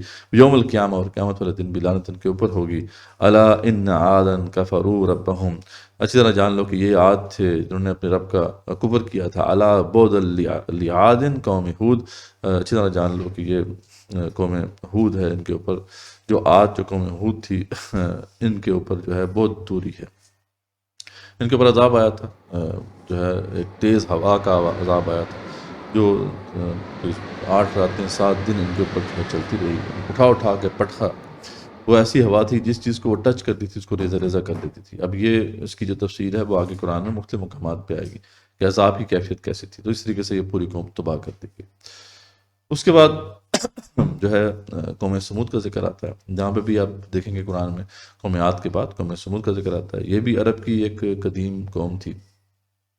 اس کے جو کھنڈرات ہیں وہ جو ہے شمالی عرب کے علاقے میں، ہجر کے علاقے میں مل جاتے ہیں. آج بھی اگر مدینے سے تبوک کی طرف جائیں تو راستے میں جو ہے مدائن صالح کا ایک علاقہ ہے جہاں پہ ان کی یہ آبادی موجود تھی، اور آج بھی اس کے کھنڈرات موجود ہیں. ان کا خاصہ یہ تھا کہ یہ پہاڑوں کو تراش کے گھر بناتے تھے، اور اس کے ساتھ ساتھ اینٹوں کے ذریعے سے گھر بنانے کا فن بھی انہوں نے ہی ایجاد کیا تھا. یہ فن جو انہوں نے ایجاد کیا تھا، پتھر جو چٹانیں تراش کا گھر بنانے کا، یہ بعد میں پھر ڈیولپ ہوتا رہا. بعد میں ہم دیکھتے ہیں کہ جو نبتی تھے، یعنی جو جارڈن کے علاقے میں پیٹرا کا علاقہ ہے، یہ بھی جو ہے اسی ٹیکنالوجی کو استعمال انہوں نے کیا، لیکن وہاں پہ ہم دیکھتے ہیں کہ ٹیکنالوجی زیادہ ریفائنڈ ہو گئی ہے، اور یہ ٹیکنالوجی پھر ایڈوانسمنٹس کی اس کے اندر ہوتی رہی یہاں تک کہ پھر اس کا جو کلائمیکس ہے وہ آپ کو ملتا ہے یہ ہندو تہذیب کے اندر تقریباً 2nd 3rd سینچری کے اندر، جو یہاں پہ جنتا کے غار ہیں یا ایلورا کیوز ہیں،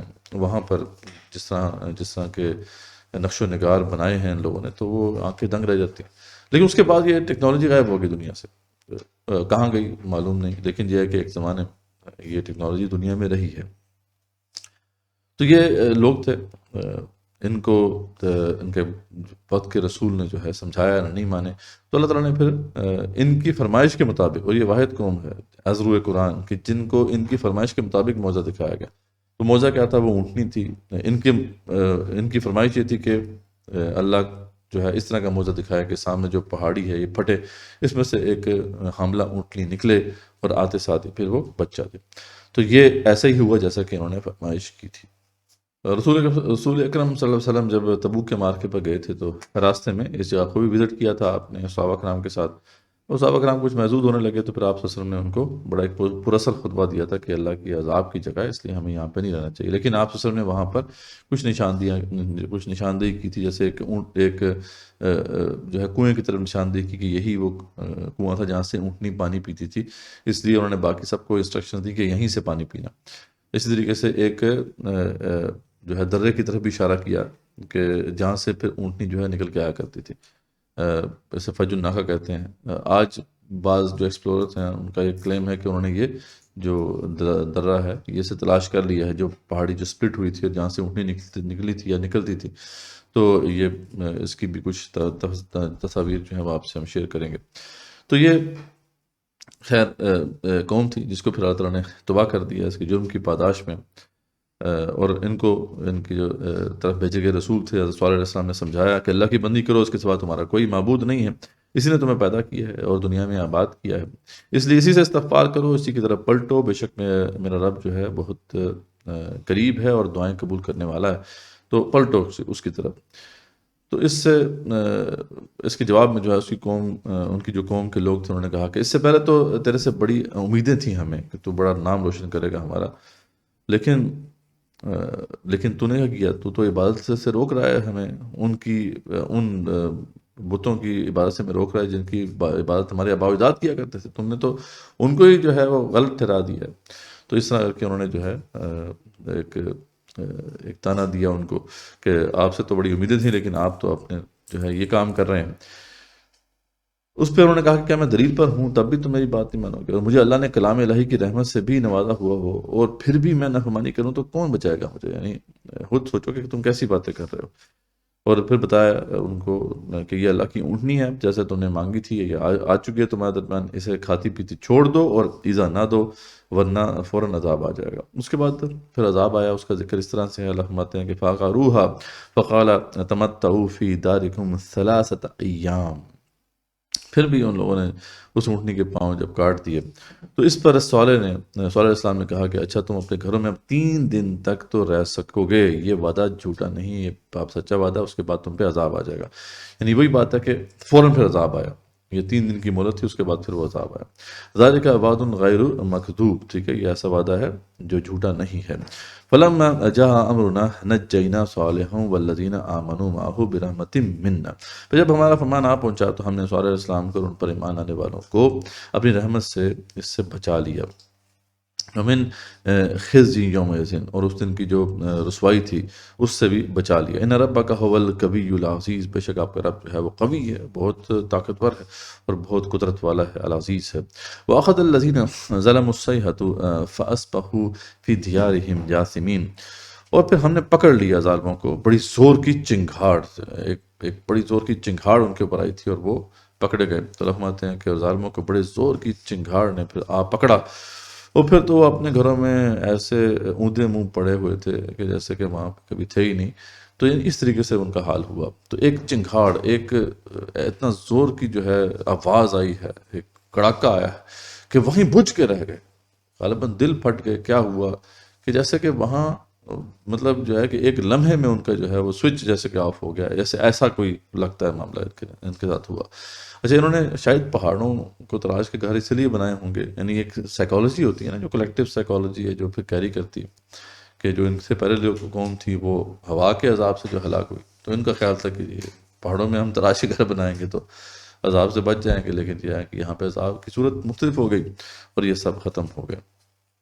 تو ایسے کَأَلَّمْ يَغْنَوْا فِيهَا، ایسے کہ گویا وہ وہاں کبھی آباد ہی نہ تھے۔ اَلَا إِنَّ ثَمُودَ كَفَرُوا رَبَّهُمْ، آگاہ رہو کہ قوم سمود نے اپنے رب کا کفر کیا۔ اَلَا بُعْدًا لِثَمُود، بہت دوری ہے سمود کے لیے بھی۔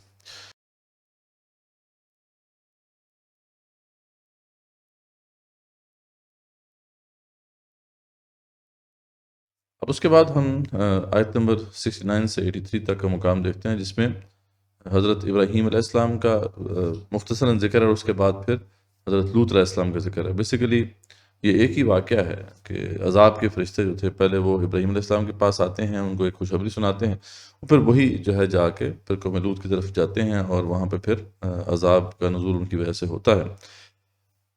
تو اس کا جو بیک گراؤنڈ ہے قوم لوط کا، وہ یا پس منظر پہلے ہم بیان کر چکے ہیں، یہ بیسیکلی تھوڑا سا مختصراً یہاں پہ بھی دیکھ لیتے ہیں۔ یہ ٹرانس جارڈن کا علاقہ ہے جی، جو اس وقت جہاں پہ اس وقت جارڈن کا ملک موجود ہے، اور اس کے اندر جو ڈیڈ سی ہے، بیسیکلی یہ اس کی باقیات اب رہ گئی ہیں۔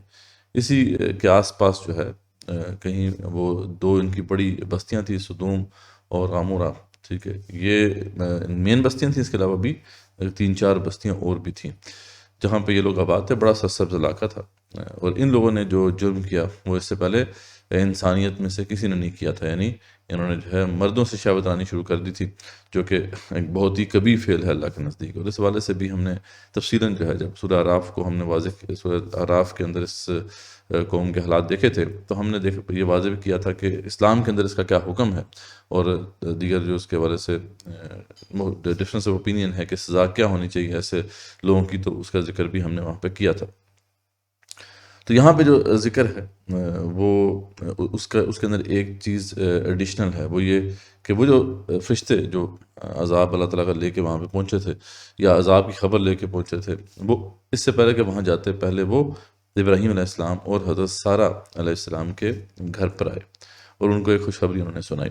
تو وہاں سے یہ واقعہ شروع ہوتا ہے، اور پھر اس کے بعد وہی فرشتے جو ہے وہاں جاتے ہیں، اور پھر حضرت لوط علیہ السلام جو ہیں ان کے لیے ایک امتحان ہو جاتا ہے، کیونکہ یہ وہاں پہ خوبصورت لڑکوں کی شکل میں جاتے ہیں، اور ان کی قوم جس کام میں پڑ چکی تھی تو وہ پھر ان کی طرف آنے کی کوشش کرتی ہے، اور پھر جو آگے معاملہ ہوتا ہے وہ ہم دیکھ لیتے ہیں۔ تو یہ تھوڑا سا بیک گراؤنڈ ہے ان کا، اور اب ہم دیکھتے ہیں کہ یہاں پہ کیا بیان ہوا ہے۔ اللہ فرماتے ہیں وَلَقَدْ جَاءَتْ رُسُلُنَا إِبْرَاهِيمَ بِالْبُشْرَىٰ قَالُوا سَلَامًا، اور جو ہمارے بھیجے ہوئے پیغمبر تھے وہ ابراہیم علیہ السلام کے پاس خوشخبری لے کر پہنچے اور انہوں نے کہا کہ آپ پر سلام ہو، یعنی سلام کیا انہیں. تو فما لبث ان جاء بعجل حنیذ، تو انہوں نے بھی جواب جو ہے سلام کا جواب دیا اور بغیر کسی تاخیر کے ایک بھنا ہوا جو بچڑا ہے وہ اس کو ان کے لیے جو ہے لے کے آ گئے. روسٹ جو بیف ہے وہ ان کے لیے گھر میں جو پڑا تھا وہ لے کے آ گئے. اب اس کے بعد کیا ہوتا ہے کہ اب دیکھا کہ ان کے ہاتھ جب اس کی طرف نہیں بڑھ رہے، وہ دونوں جو حضرات تھے، ظاہری بات ہے انسانی شکل میں وہاں پہ آئے تھے، تو وہ اس کی طرف ہاتھ نہیں بڑھا رہے تھے، تو کچھ اپنے جی میں جو ہے ایک خوف محسوس کیا کہ ان کی نیت شاید ٹھیک نہیں ہے. تو انہوں نے یہ محسوس کرتے ہوئے فرشتوں نے کہا کہ آپ گھبرائیں مت، آپ مت ڈریں، ہم تو قوم لوط کی طرف جو ہے بھیجے ہوئے ہیں. اس کی جو ان کی بیوی تھی حضرت سارہ علیہ السلام، وہ جو ہیں پیچھے کھڑی ہوئی تھیں. جب ان کو یہ معلوم ہوا یا احساس ہوا کہ جیسے اب معاملہ ریلیکس ہو گیا ہے تو وہ کچھ مسکرائیں. اب یہ کیوں مسکرائی ہیں اس پہ بھی مفسرین نے بڑا کلام کیا ہے کہ آخر وہ کیوں مسکرائیں، یا بیسیکلی جو ہے الفاظ یہ ہیں کہ وہ کچھ ہنسی سی ان کی آواز آئی. اس کی کئی وجوہات ہیں. ایک تو یہ ہے کہ وہ تنگ آ گئی ہوں گی اس قوم سے. ایک تعبیر یہ پیش کی گئی ہے کہ وہ اس قوم کی جو حرکتوں سے بہت تنگ آئی ہوئی تھی. جب ان کو معلوم ہوا کہ یہ فرشتے جو ہیں وہ عذاب لے کر جو ہے جا رہے ہیں، اللہ کی طرف سے یہ فیصلہ ہو گیا، تو اس پہ ان کو خوشی ہوئی. یا پھر سمپلی یہ کہ جب وہ خوف کی کیفیت جاتی رہی، جب انہوں نے بتا دیا کہ آپ گھبرائیں مت، ہم تو اللہ کے فرشتے ہیں، تو اس سے وہ ریلیکس ہوئیں اور اس کی وجہ سے وہ مسکرائیں. تو اور بعض کے نزدیک یہ ہے کہ جو آگے آنے والی بات ہے، یعنی جو آگے جو ان کو خبر دی گئی اس کی وجہ سے وہ مسکرائیں. اور جو ہے یہ جو خوشخبری تھی وہ تھی کہ ان کو بیٹے اور پھر آگے پوتے کی بشارت دی گئی تھی. تو یہ مختلف انٹرپریٹیشنز ہیں اس کی، لیکن کوئی بھی ایک انٹرپریٹیشن جو ہے ہم یہ نہیں کہہ سکتے کہ دوسرے سے بہتر. ایک یہ ضرور کہہ سکتے ہیں کہ یعنی یہ والی بات کیونکہ پہلے ہوئی ہے، یعنی بشارت سنانے سے پہلے وہ مسکرائی ہیں، تو شاید وہ والی بات جو آخری ہم نے آپ کے سامنے رکھی ہے وہ شاید پوری طریقے سے میچ نہیں کھاتی. لیکن یہ ہے کہ باقی جو انٹرپریٹیشنز ہیں وہ جو کانٹیکسٹ ہے اس کے مطابق کافی حد تک جو ہے وہ میچ کرتی ہیں. تو اللہ فرماتے ہیں کہ ہم نے پھر ابراہیم علیہ السلام کو اسحاق اور پھر اسحاق کے بعد یعقوب علیہ السلام کی خوشخبری سنائی. اسحاق ان کے بیٹے ہوئے اور اس کے بعد پھر اسحاق کے آگے بیٹے یعنی ان کے جو پوتے تھے یعقوب علیہ السلام پیدا ہوئے. تو دونوں کی جو ہے بشارت اللہ تعالیٰ نے ان کو دے دی. اس وقت ان کی جو عقد میں وہ حضرت سارہ علیہ السلام تھی اور ان کی کوئی اس وقت اولاد نہیں تھی. تو وہ اللہ تعالیٰ سے دعا کرتے ہوں گے. اس وقت ابراہیم علیہ السلام کی بھی کافی ایج ہو چکی تھی، لیکن اللہ تعالیٰ نے جو ہے ان کی دعا سنی اور ان کو جو ہے یہ خوشخبری سنائی. اس پہ جیسا کہ ایک بے یقینی کیفیت ہوتی ہے جب آپ کو ایسی کوئی خوشخبری ملے اچانک، تو ایک شوق آپ کو لگتا ہے. تو بالکل ایسا ہی معاملہ ہوا ان کے ساتھ.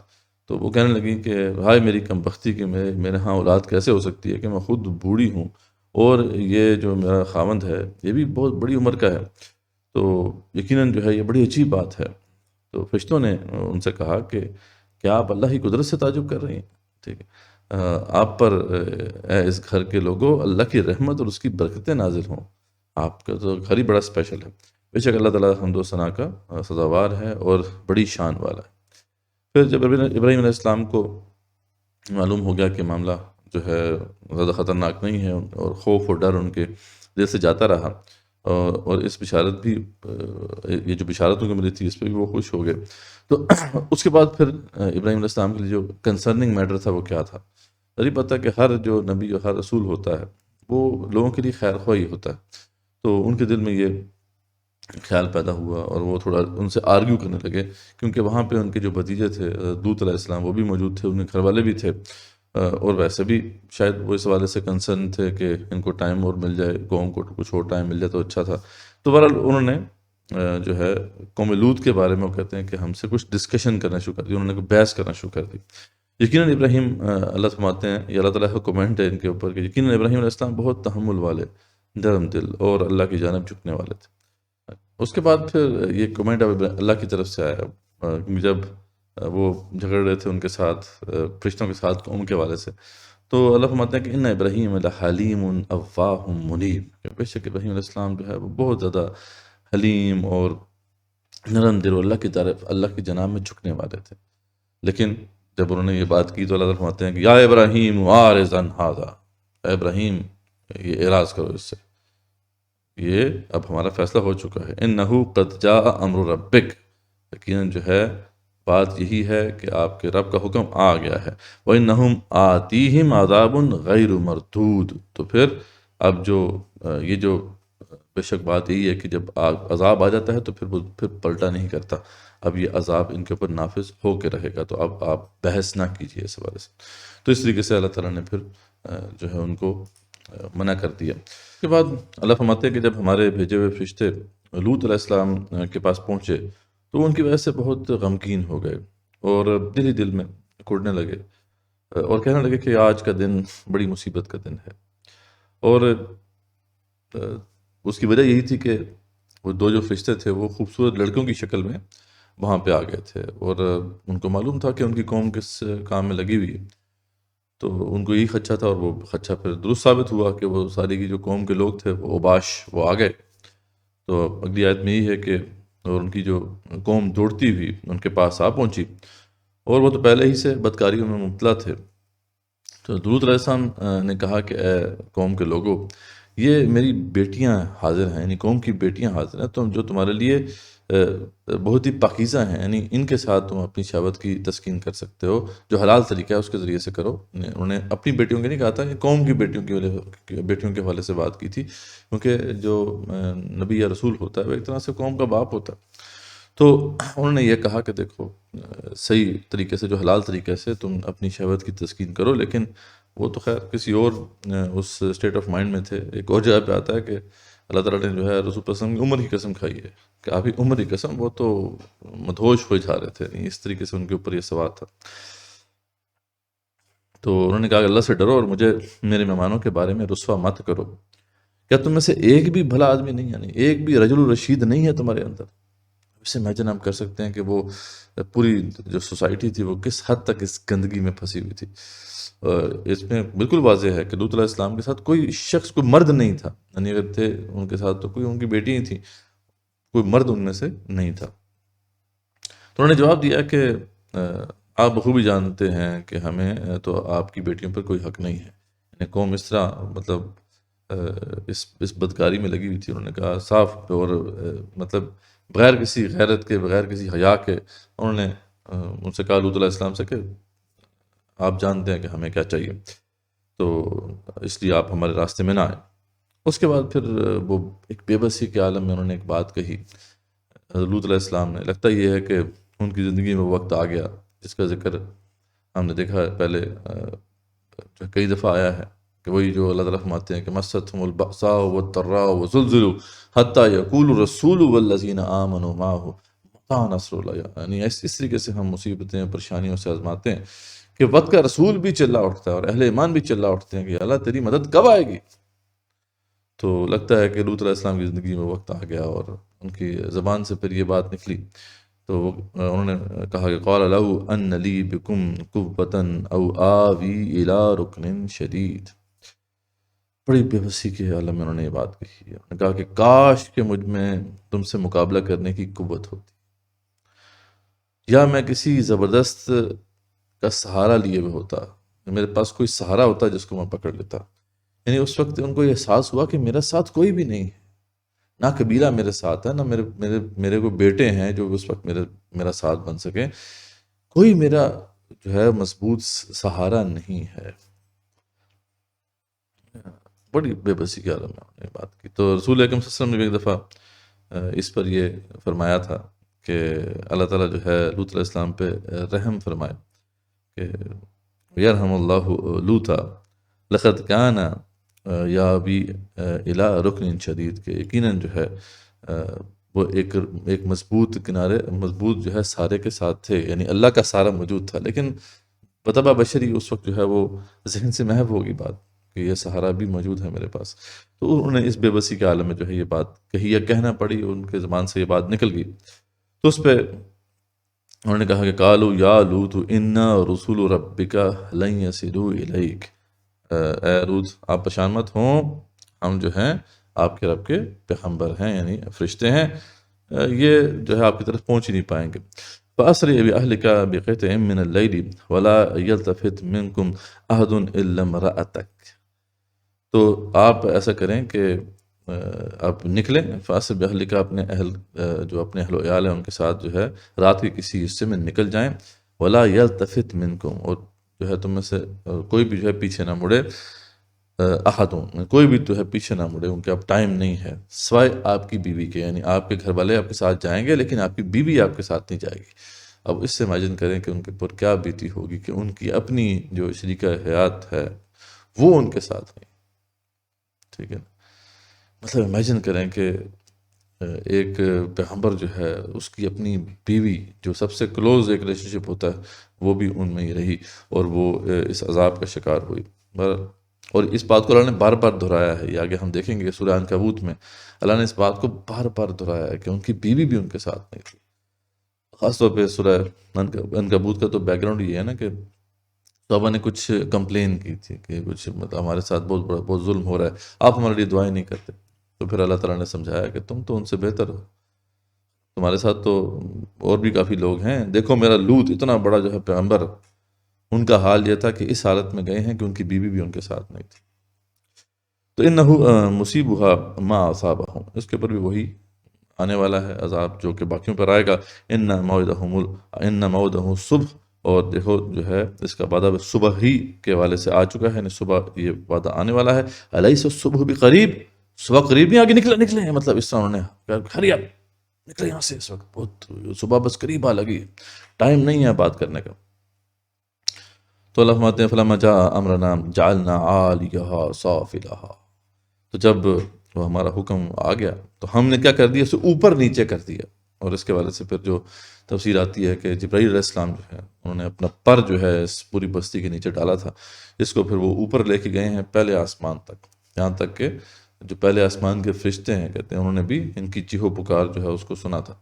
پھر وہاں سے ان کو پلٹا گیا ہے نیچے، یہ نیچے گرے ہیں، اوپر سے پھر پتھروں کی بارش ہوئی ہے اور یہ پورے کا پورا خطہ جو ہے ان کے اوپر دہ مارا گیا اور اس طریقے سے یہ بالکل جو ہے نیست و نابود ہو گیا۔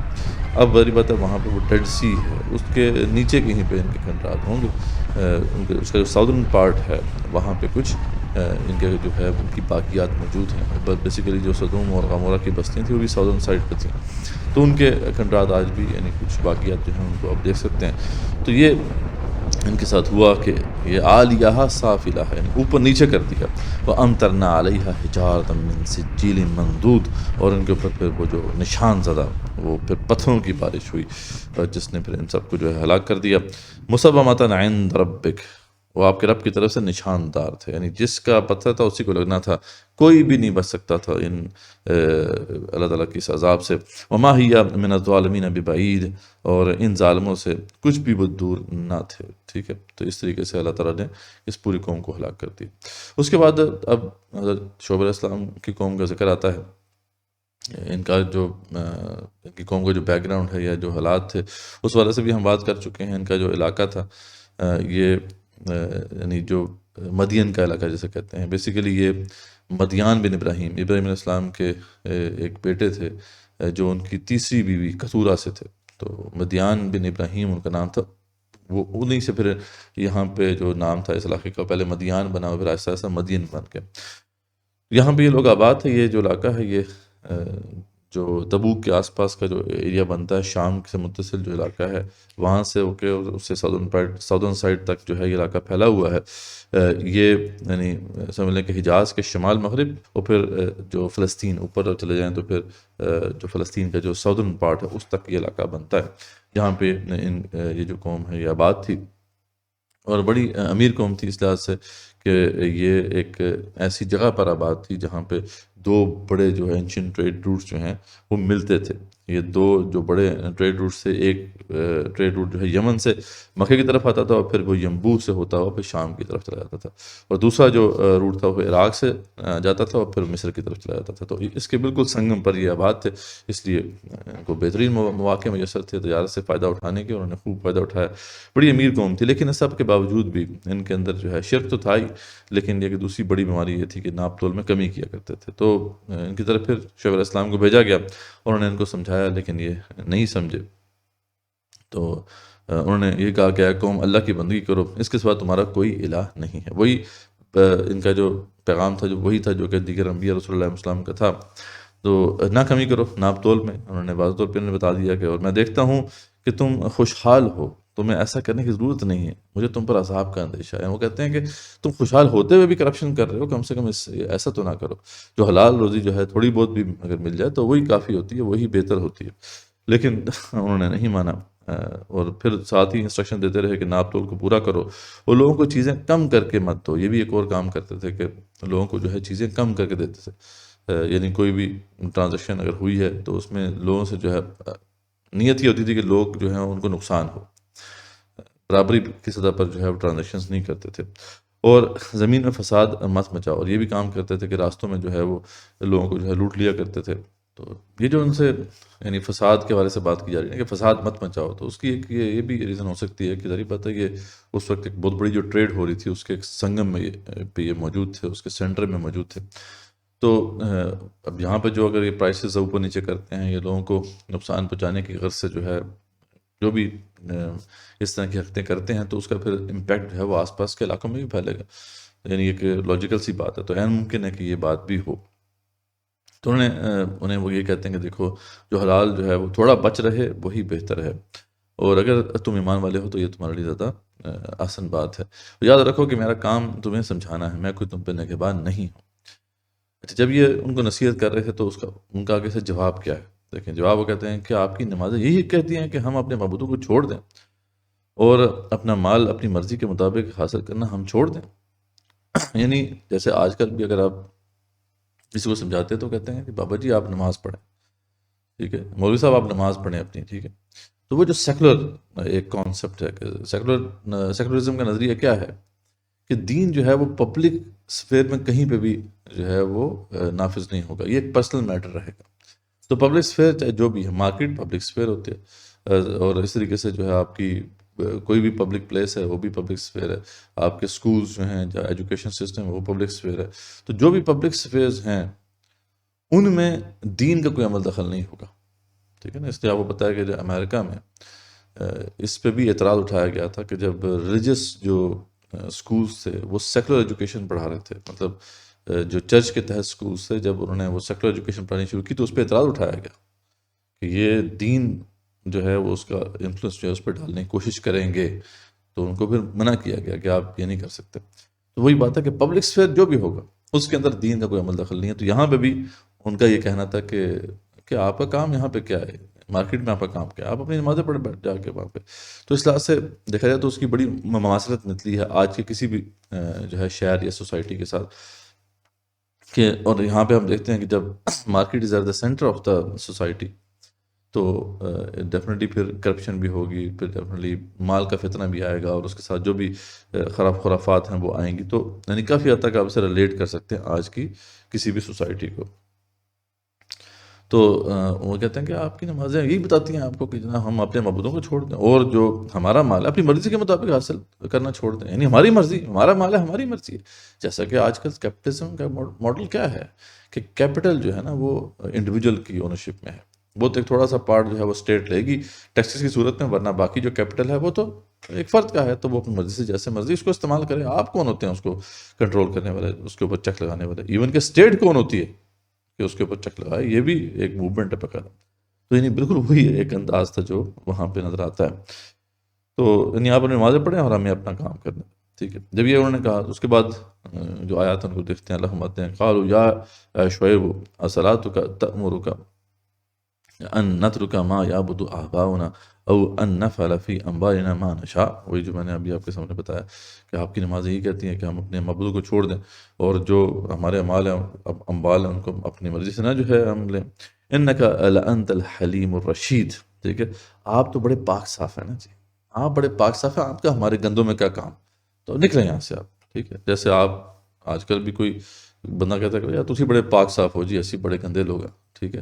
کرپٹ سوسائٹی کے اندر آپ کو پتہ ہے کہ کرپشن ایک نارم بن جاتی ہے، اور وہ کرپشن پھر فخریہ کی جاتی ہے، جیسا کہ ہماری سوسائٹی میں آپ دیکھ لیں کیا ہے، میری کرپشن ہمارا حق ہے، تو بالکل وہ بغیر کسی شرم و حیا کے وہ یہ کام کر رہے تھے۔ قال یا قوم ارأیتم ان کنت علی بینۃ من ربی، تو انہوں نے کہا ہے میری قوم دیکھو تو اگر میں اپنے رب کی طرف سے روشن دلیل پر ہوں تب بھی تم جو ہے میری بات نہیں مانو گے، اور وردقنی منہ رزقا حسنا، اور اس نے مجھے اپنے پاس سے بہترین جو ہے وہ رزق عطا کیا ہو، تب بھی تم میری بات نہیں مانو گے۔ وما اريد ان اخالفکم الی ما انہاکم عنہ، اور میرا یہ ارادہ بالکل نہیں ہے کہ تمہارے جو خلاف کر کے خود اس چیز کی طرف جھک جاؤں جس سے تمہیں روک رہا ہوں، یعنی تمہیں میں ایسے روک رہا ہوں اور خود اس طرف جو ہے وہ میرا جھکاؤ ہو جائے، میں ایسا کرنے والا نہیں ہوں۔ ان اريد الا الاصلاح ما استطعت، میری تو نیت یہ ہے کہ اصلاح کروں تمہاری جتنی بھی میرے اندر استطاعت ہے۔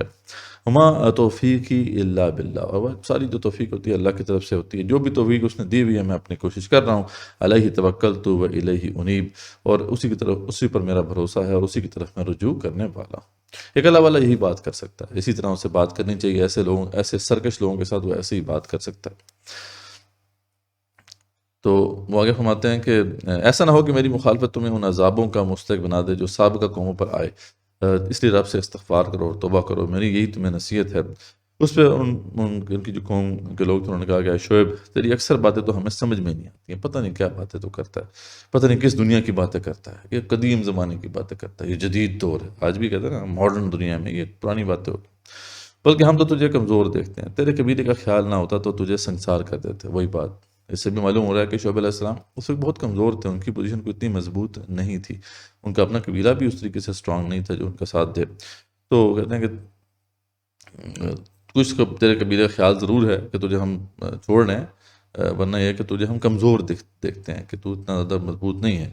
تو تھوڑا بہت ان قبیلے کا روب تھا اس کی وجہ سے وہ کہتے ہیں کہ ہم تمہیں چھوڑ رہے ہیں ورنہ تجھے ہم سنسار کر دیتے۔ اس میں انہوں نے جواب دیا کہ کیا قبیلے کا خوف اللہ سے بڑھ کر ہے؟ یعنی تم قبیلے سے تو خوف کھا رہے ہو، اللہ سے خوف نہیں کھاتے جو میرا رب ہے؟ ٹھیک ہے، اب تم اپنی جگہ پہ عمل کیے جاؤ، میں بھی اب عمل کر رہا ہوں، انتظار کرو، میں بھی ایسا ہی کرتا ہوں، عنقریب معلوم ہو جائے گا کہ عذاب کا مستحق کون ٹھہرتا ہے۔ اس کے بعد پھر ان کے اوپر جو ہے عذاب آ گیا۔ وَلَمَّا جَاءَ أَمْرُنَا نَجَّيْنَا شُعَيْبًا وَالَّذِينَ آمنوا معه برحمت منا، جب ہمارا عذاب جو ہے آ پہنچا تو ہم نے شعیب علیہ السلام کو اور ان کے جو ساتھ تمام اہل ایمان تھے ان کو اپنی خاص رحمت سے نجات دے دی۔ اور وَخَذَتِ الَّذِينَ ظَلَمُوا الصَّيْحَةُ فَأَصْبَحُوا فِي دِيَارِهِمْ جَاثِمِينَ، اور ظالموں کو سخت چنگھاڑ کے عذاب نے جو ہے وہ دبوچ لیا، جس سے وہ اپنے گھروں میں اوندا منہ پڑے رہ گئے۔ اب اس کے حوالے سے جو دیگر جگہوں پہ ذکر آتا ہے کہ ملٹیپل عذاب ان کے اوپر بھی آئے تھے۔ پہلے تو ایک دور سے انہوں نے دیکھا کہ ایک دھواں سا آ رہا ہے، پہلے تو گرمی بہت شدید پڑ گئی ان کے اوپر، یہ خواہش کرنے لگے کہ باران رحمت کا ظہور ہوگا۔ وہاں سے ایک بادل آنا شروع ہوا تو بڑے خوش ہوئے، لیکن پھر اس کے اندر وہ آگ ان کو نظر آنا شروع ہوئی، اور وہاں سے پھر جو ہے جب وہ قریب آیا تو پھر ایک چنگھاڑ بھی آئی جس کا ذکر یہاں پہ ہو رہا ہے، ایک ایسی چنگھاڑ آئی اور ساتھ پھر وہ جو ہے اس کے اندر سے آگ کے گولے بھی برسے۔ تو اس طریقے سے پھر یہ قوم جو ہے یہ ہلاک ہوئی۔ کأن لم یغنوا فیہا، یعنی ایسے ہو گئے جیسے وہاں پہ تھے ہی نہیں۔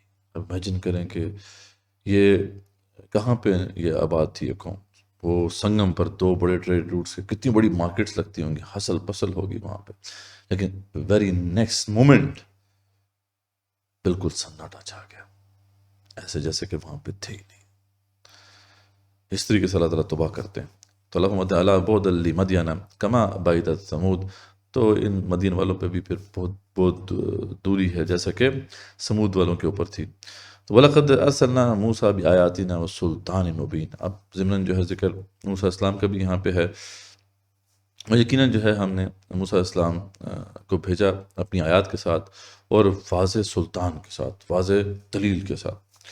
اِلَىٰ فِرْعَوْنَ وَمَلَئِهِ، اس فرعون اور اس کے جو سردار تھے ان کی طرف، فَاتَّبَعُوا أَمْرَ فِرْعَوْنَ، اور جو ہے جو اتباع کر رہے تھے یعنی فرعون کے حکم کی، تو وہ جو لوگ لگے ہوئے تھے فرعون کے پیچھے، تو ان سب کی طرف جو ہے ہم نے بھیجا حضرت موسیٰ علیہ السلام کو۔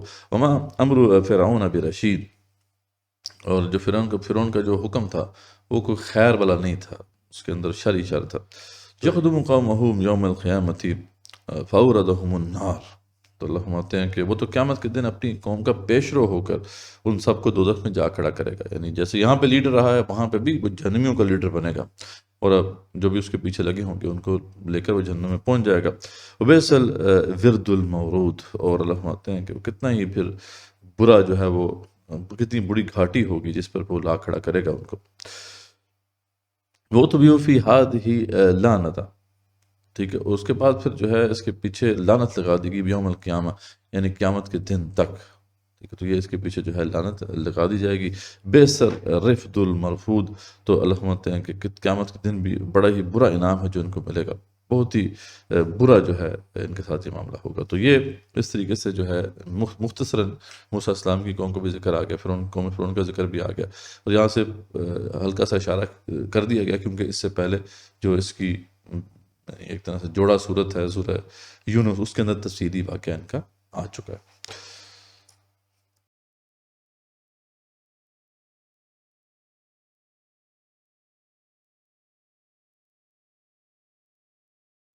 اب اس کے بعد آیت نمبر 100 سے لے کے 123 کا جو مقام ہے، اس کے اندر جتنے بھی یہ جو قصے بیان کیے گئے ہیں انبیاء رسول علیہ السلام کے، ان پر ایک تبصرہ ہے، شرک کا رد کیا گیا ہے، اور یہ واضح کیا گیا کہ اچھے کام کرو گے تو اچھا بدلہ ملے گا، برے کام کرو گے تو برا بدلہ ملے گا، اور پھر آخر میں آپ وسلم اور اہل ایمان کو تسلی دی گئی۔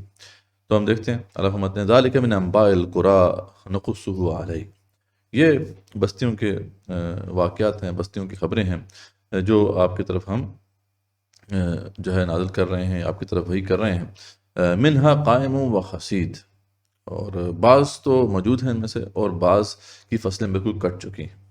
وما ظلمناہم ولکن ظلموا انفسہم، تو اللہ فرماتے ہیں کہ ہم نے ان پہ ظلم نہیں کیا بلکہ انہوں نے خود اپنے اوپر ظلم کیا۔ اور فما اغنت عنہم آلہتہم التی یدعون من دون اللہ من شیء لما جاء امر ربک، اور انہیں ان کے جو معبودوں نے کوئی فائدہ نہ پہنچایا جنہیں وہ اللہ کے سوا پکارتے تھے، جبکہ آپ کے پروردگار کا حکم آ پہنچا۔ جب بہت ساری بات ہے، جب آ جائے تو پھر کون مدد کر سکتا ہے؟ تو ان کے جو معبود تھے انہوں نے کوئی فائدہ نہیں پہنچایا۔ ما زادوہم غیر تتبیب، بلکہ اور ان کا نقصان ہی انہوں نے بڑھا دیا۔ اس کے بعد اللہ فرماتے ہیں تیرے پروردگار کی جو پکڑ کا یہی طریقہ ہے کہ جب کہ وہ بستیوں کے رہنے والے ظالموں کو پکڑتے ہیں، یعنی اللہ تعالیٰ جس سے کہ پکڑتے ہیں، تو بے شک اس کی پکڑ جو ہے وہ بڑی دکھ دینے والی اور نہایت سخت ہوتی ہے۔ یقیناً اس میں ان لوگوں کے لیے نشان عبرت ہے جو قیامت کے عذاب سے ڈرتے ہیں، وہ دن جس میں سب لوگ جمع کیے جائیں گے، اور یہ وہ دن ہے جس میں سب حاضر کیے جائیں گے۔ پھر اللہ فرماتے ہیں کہ اسے ہم جو ملتوی کرتے ہیں اس میں ایک مدت معین تک ہی کرتے ہیں، ایک وقت رکھا ہوا ہے اللہ تعالیٰ نے، اجل ہے، ہر قوم کی اجل ہے، ہر شے کی اجل ہے، تو اس وقت تک انہیں مہلت دی جاتی ہے۔ جس دن وہ آ جائے گی تو مجال نہ ہوگی کہ اللہ کی اجازت کے بغیر کوئی بھی بات کر لے۔ تو ان میں کوئی بدبخت ہوگا اور کوئی جو ہے نیک بخت ہوگا، ٹھیک ہے، کوئی بچ جائے گا اللہ کے عذاب سے، کوئی نہیں بچ سکے گا۔ لیکن جو بدبخت ہوئے وہ دوزخ میں ہوں گے، وہاں چیخیں گے، چلائیں گے، وہ وہیں رہیں گے ہمیشہ ہمیش جب تک کہ آسمان و زمین برقرار ہیں۔ اب یہاں پہ وہ جو ہے ایک محاورہ بیان کیا گیا، جب تک کہ آسمان و زمین برقرار ہیں، یعنی یہ عربی کا محاورہ تھا کہ ہمیشہ کے لیے استعمال ہوتا تھا، سوائے اس وقت کہ جو تمہارا رب چاہے، یعنی رب اگر چاہے تو ٹھیک ہے اس کو ختم کر سکتا ہے، لیکن یہ ہے کہ فیصلہ اللہ، اس کا فیصلہ جو ہے اللہ تعالیٰ کا یہی ہے کہ یہ وہاں ہمیشہ رہیں گے۔ یقیناً آپ کا رب جو چاہے کر گزرتا ہے، لیکن جو نیک لوگ ہوں گے وہ جنت میں ہوں گے ہمیشہ ہمیش، جب تک کہ آسمان و زمین جو ہیں وہ باقی ہیں۔ وہی با محاورہ کہا جا رہا ہے کہ ہمیشہ وہاں پہ رہیں گے، مگر جب تک کہ رب چاہے، یہ بھی رب کے اختیار میں ہے، وہ چاہے تو اس ٹرم کو ختم کر سکتا ہے، لیکن یہ اس کا فیصلہ ہے کہ یہ جنت والے ہمیشہ وہاں پہ رہیں گے۔ یہ جو ہے اللہ کی طرف سے جو ہے وہ بے انتہا جو ہے بخشش ہے۔ اس لیے اللہ فرماتے ہیں آپ ان چیزوں سے شک و شبہ میں نہ رہیں جنہیں یہ لوگ پوج رہے ہیں، آپ ان کے بارے میں شک میں نہ رہیں۔ ان کی پوجا تو اس طرح سے ہے کہ جس طرح ان کے باپ دادوں کی اس سے پہلے تھی، یعنی جب ان کے باپ دادا لگے ہوئے تھے انہی کے دیکھا دیکھی جو ہے یہ بھی ایسا کر رہے ہیں۔ ہم سب کو ان کا پورا پورا حصہ بغیر کسی کمی کے دینے والے ہیں۔ یقیناً ہم نے موسیٰ علیہ السلام کو کتاب دی، اور پھر اس میں بھی اختلاف کیا گیا۔ اگر پہلے ہی آپ کے رب کی بات طے نہ ہو چکی ہوتی، یقیناً ان کا فیصلہ بھی کیا جا چکا ہوتا، یعنی جیسا کہ موسیٰ علیہ السلام کی کتاب کو انہوں نے نہیں مانا تو اس کے بعد ان کے اوپر فوراً عذاب نہیں آیا، کیونکہ وقت دیا ہوا اللہ تعالیٰ نے ان کو، تو اس طریقے سے وقت ہے اللہ تعالیٰ کی طرف سے، وہ دیتا ہے۔ اور انہیں آپ اس میں جو ہے اب اس کے اندر جو ہے ان کو سخت شبہ ہے، لیکن ایسی بات نہیں ہے کہ قیامت آنے والا نہیں ہے یا عذاب آنے والا نہیں ہے، وہ آ کر رہے گا۔ یقیناً ان میں سے ہر ایک جب ان کے روبرو جائے گا تو آپ کا رب اسے اس کے اعمال کا پورا پورا بدلہ دے دے گا جب یہ پہنچیں گے اللہ کے پاس، بے شک وہ جو کر رہے ہیں ان سے وہ باخبر ہے۔ اس کے بعد پھر وہی انسٹرکشنز جو دی جا رہی ہیں رسول اکرم صلی اللہ علیہ وسلم کو کہ آپ ڈٹے رہیں اپنے کام پر۔ اللہ فرماتے ہیں فاستقم کما امرت ومن تاب معک ولا تطغوا، اور آپ بھی جمے رہیں اللہ کے حکم نے، اللہ کے حکم کے مطابق جیسا کہ انہوں نے آپ کو حکم دیا ہے، اور وہ لوگ بھی جو آپ کے ساتھ ہیں جو توبہ کر چکے ہیں وہ بھی ڈٹے رہیں، اور خبردار آپ جو ہے حد سے نہ بڑھنا۔ انہ بما تعملون بصیر، بے شک اللہ تعالیٰ جو ہے آپ کے اعمال کو دیکھ رہا ہے۔ ولا ترکنوا الی الذین ظلموا فتمسکم النار وما لکم من دون اللہ من اولیاء ثم لا تنصرون۔ اور دیکھو ظالموں کی طرف ہرگز نہ جھکنا، ورنہ تمہیں بھی دوزخ کی آگ لگ جائے گی، اور اللہ کے سوا اور تمہارا مددگار پھر کوئی نہیں کھڑا ہو سکے گا، نہ تم کو جو ہے مدد دی جائے، مدد ملے گی کہیں سے، اس بات کا خاص خیال رکھنا۔ تو آگے اللہ فرماتے ہیں واقم الصلاۃ طرفی النہار وزلفا من اللیل ان الحسنات یذہبن السیئات۔ اور آپ کیا کریں کہ آپ دن کے دونوں سروں میں نماز جو ہے ان نماز کو قائم کرتے رہیں، اور رات کی کئی ساعتوں میں بھی ایسا کریں، یقیناً جو نیکیاں ہیں نا برائیوں کو دور کر دیتی ہیں۔ اب جب بھی مشکل مرحلے کی بات آتی ہے، جب آپ اسلم جو ہے ڈیفیکلٹی سے گزر رہے تھے، تو آپ اکثر دیکھتے ہیں کہ رسول اکرم صلی اللہ علیہ وسلم کو اللہ تعالیٰ کی طرف سے انسٹرکشنز آتی ہیں کہ آپ نماز کو قائم رکھیں، کہ نماز جو ہے صرف ایک ریچول نہیں ہے، بلکہ یہ اللہ کے ساتھ ایک کنیکشن کا ذریعہ ہے، اور اس کے ذریعے سے جو ہے آپ کی ہمت بنتی ہے، آپ کو اللہ تعالیٰ جو ہے وہ اطمینان قلب نصیب کرتے ہیں، آپ کے قدموں کو جماتے ہیں۔ تو نماز ایک بہت امپورٹنٹ جو ہے ایک ٹول ہے اس حوالے سے۔ آپ کو یاد ہے کہ جو بالکل وہ پیج 1 ہے اس میں بھی یہ بات ہے نا کہ استعینوا بالصبر والصلاۃ، ٹھیک ہے، نماز اور صبر سے مدد چاہو۔ تو نماز ایک ایسی جو ہے نا چیز ہے کہ جو مرد مومن کے ساتھ لگی ہوئی ہے، وہ جب بھی مشکل میں آئے اس کو نماز پڑھنی چاہیے۔ تو یہ اس کا ذکر بار بار قرآن میں آتا ہے، یہاں میں بھی آیا ہے، اور وہ جو بات کی جا رہی ہے کہ برائیاں جو ہیں اچھائیاں جو ہیں برائیوں کو دور کر دیتی ہیں، تو یہ بھی کئی حدیث میں موجود ہے کہ جو صغیرہ گناہ ہیں وہ اللہ تعالیٰ معاف کرتے رہتے ہیں۔ وہ نیکیاں جب آپ کرتے ہیں، کثرت سے استغفار کرتے ہیں، نماز وغیرہ پڑھتے ہیں، روزہ رکھتے ہیں، زکوٰۃ دیتے ہیں، تو ان کے ذریعے سے صغیرہ گناہ جو ہے وہ چھٹتے رہتے ہیں۔ ہاں، کبیرہ گناہ کا معاملہ اور ہے، کبیرہ گناہوں کے لیے پھر سچی توبہ کرنی پڑتی ہے، اور اس کا طریقہ یہی ہے کہ پہلے اعتراف ہو، اس کا پہلے احساس ہو اس کا کہ ہم نے غلطی کی ہے، پھر اعتراف ہو، اور اس کے بعد پھر ایک پختہ عہد ہو اللہ تعالیٰ کے ساتھ کہ اس سے پہلے جو میں معصیت کر رہا تھا آپ آئندہ نہیں کروں گا، اور اگر اس میں کسی مخلوق میں سے کسی کا حق مارا ہے تو پھر وہ حق بھی ادا کرنا ہوگا، یعنی اس کا بھی ازالہ کرنا ہوگا۔ اللہ کا حق تو یہ ہے کہ آپ توبہ کر لیا آپ نے تو اللہ تعالیٰ معاف کر دے گا، لیکن مخلوق کا حق جو ہے وہ اس کا ازالہ آپ کو کرنا پڑتا ہے۔ تو یہ جو ہے کبیرہ گناہوں کے حوالے سے ذالک الذکر للذاکرین، اللہ فرماتے ہیں کہ یہ نصیحت ہے نصیحت حاصل کرنے والوں کے لیے۔ وَاصْبِرْ فَإِنَّ اللَّهَ لَا يُضِيعُ أَجْرَ الْمُحْسِنِينَ، تو آپ اللہ فرماتے ہیں کہ صبر کیجئے کہ بے شک اللہ تعالیٰ جو ہے احسان کرنے والوں کا جو اجر ہے وہ ضائع نہیں کرتا۔ فلولا كان من القرون من قبلكم اولو بقية ينهون عن الفساد في الارض الا قليلا ممن انجينا منهم۔ تو اللہ فرماتے ہیں کہ تو پھر ایسا کیوں نہ ہوا کہ فلولا كان من القرون، کہ جو بستیوں میں ایسا کیوں نہ ہوا کہ من قبلکم تم لوگوں سے پہلے، کہ اولو بقیۃ ینہون عن الفساد، کہ ان میں سے کچھ ایسے لوگ ہوتے جو ان کو فساد سے روکتے زمین میں، فی الارض، الا قلیلا ممن انجینا منہم، لیکن وہ تھوڑے ہی لوگ تھے جو ایسا کرتے رہے، تو اللہ تعالیٰ فرماتے ہیں کہ ہم نے پھر ان کو نجات دے دی۔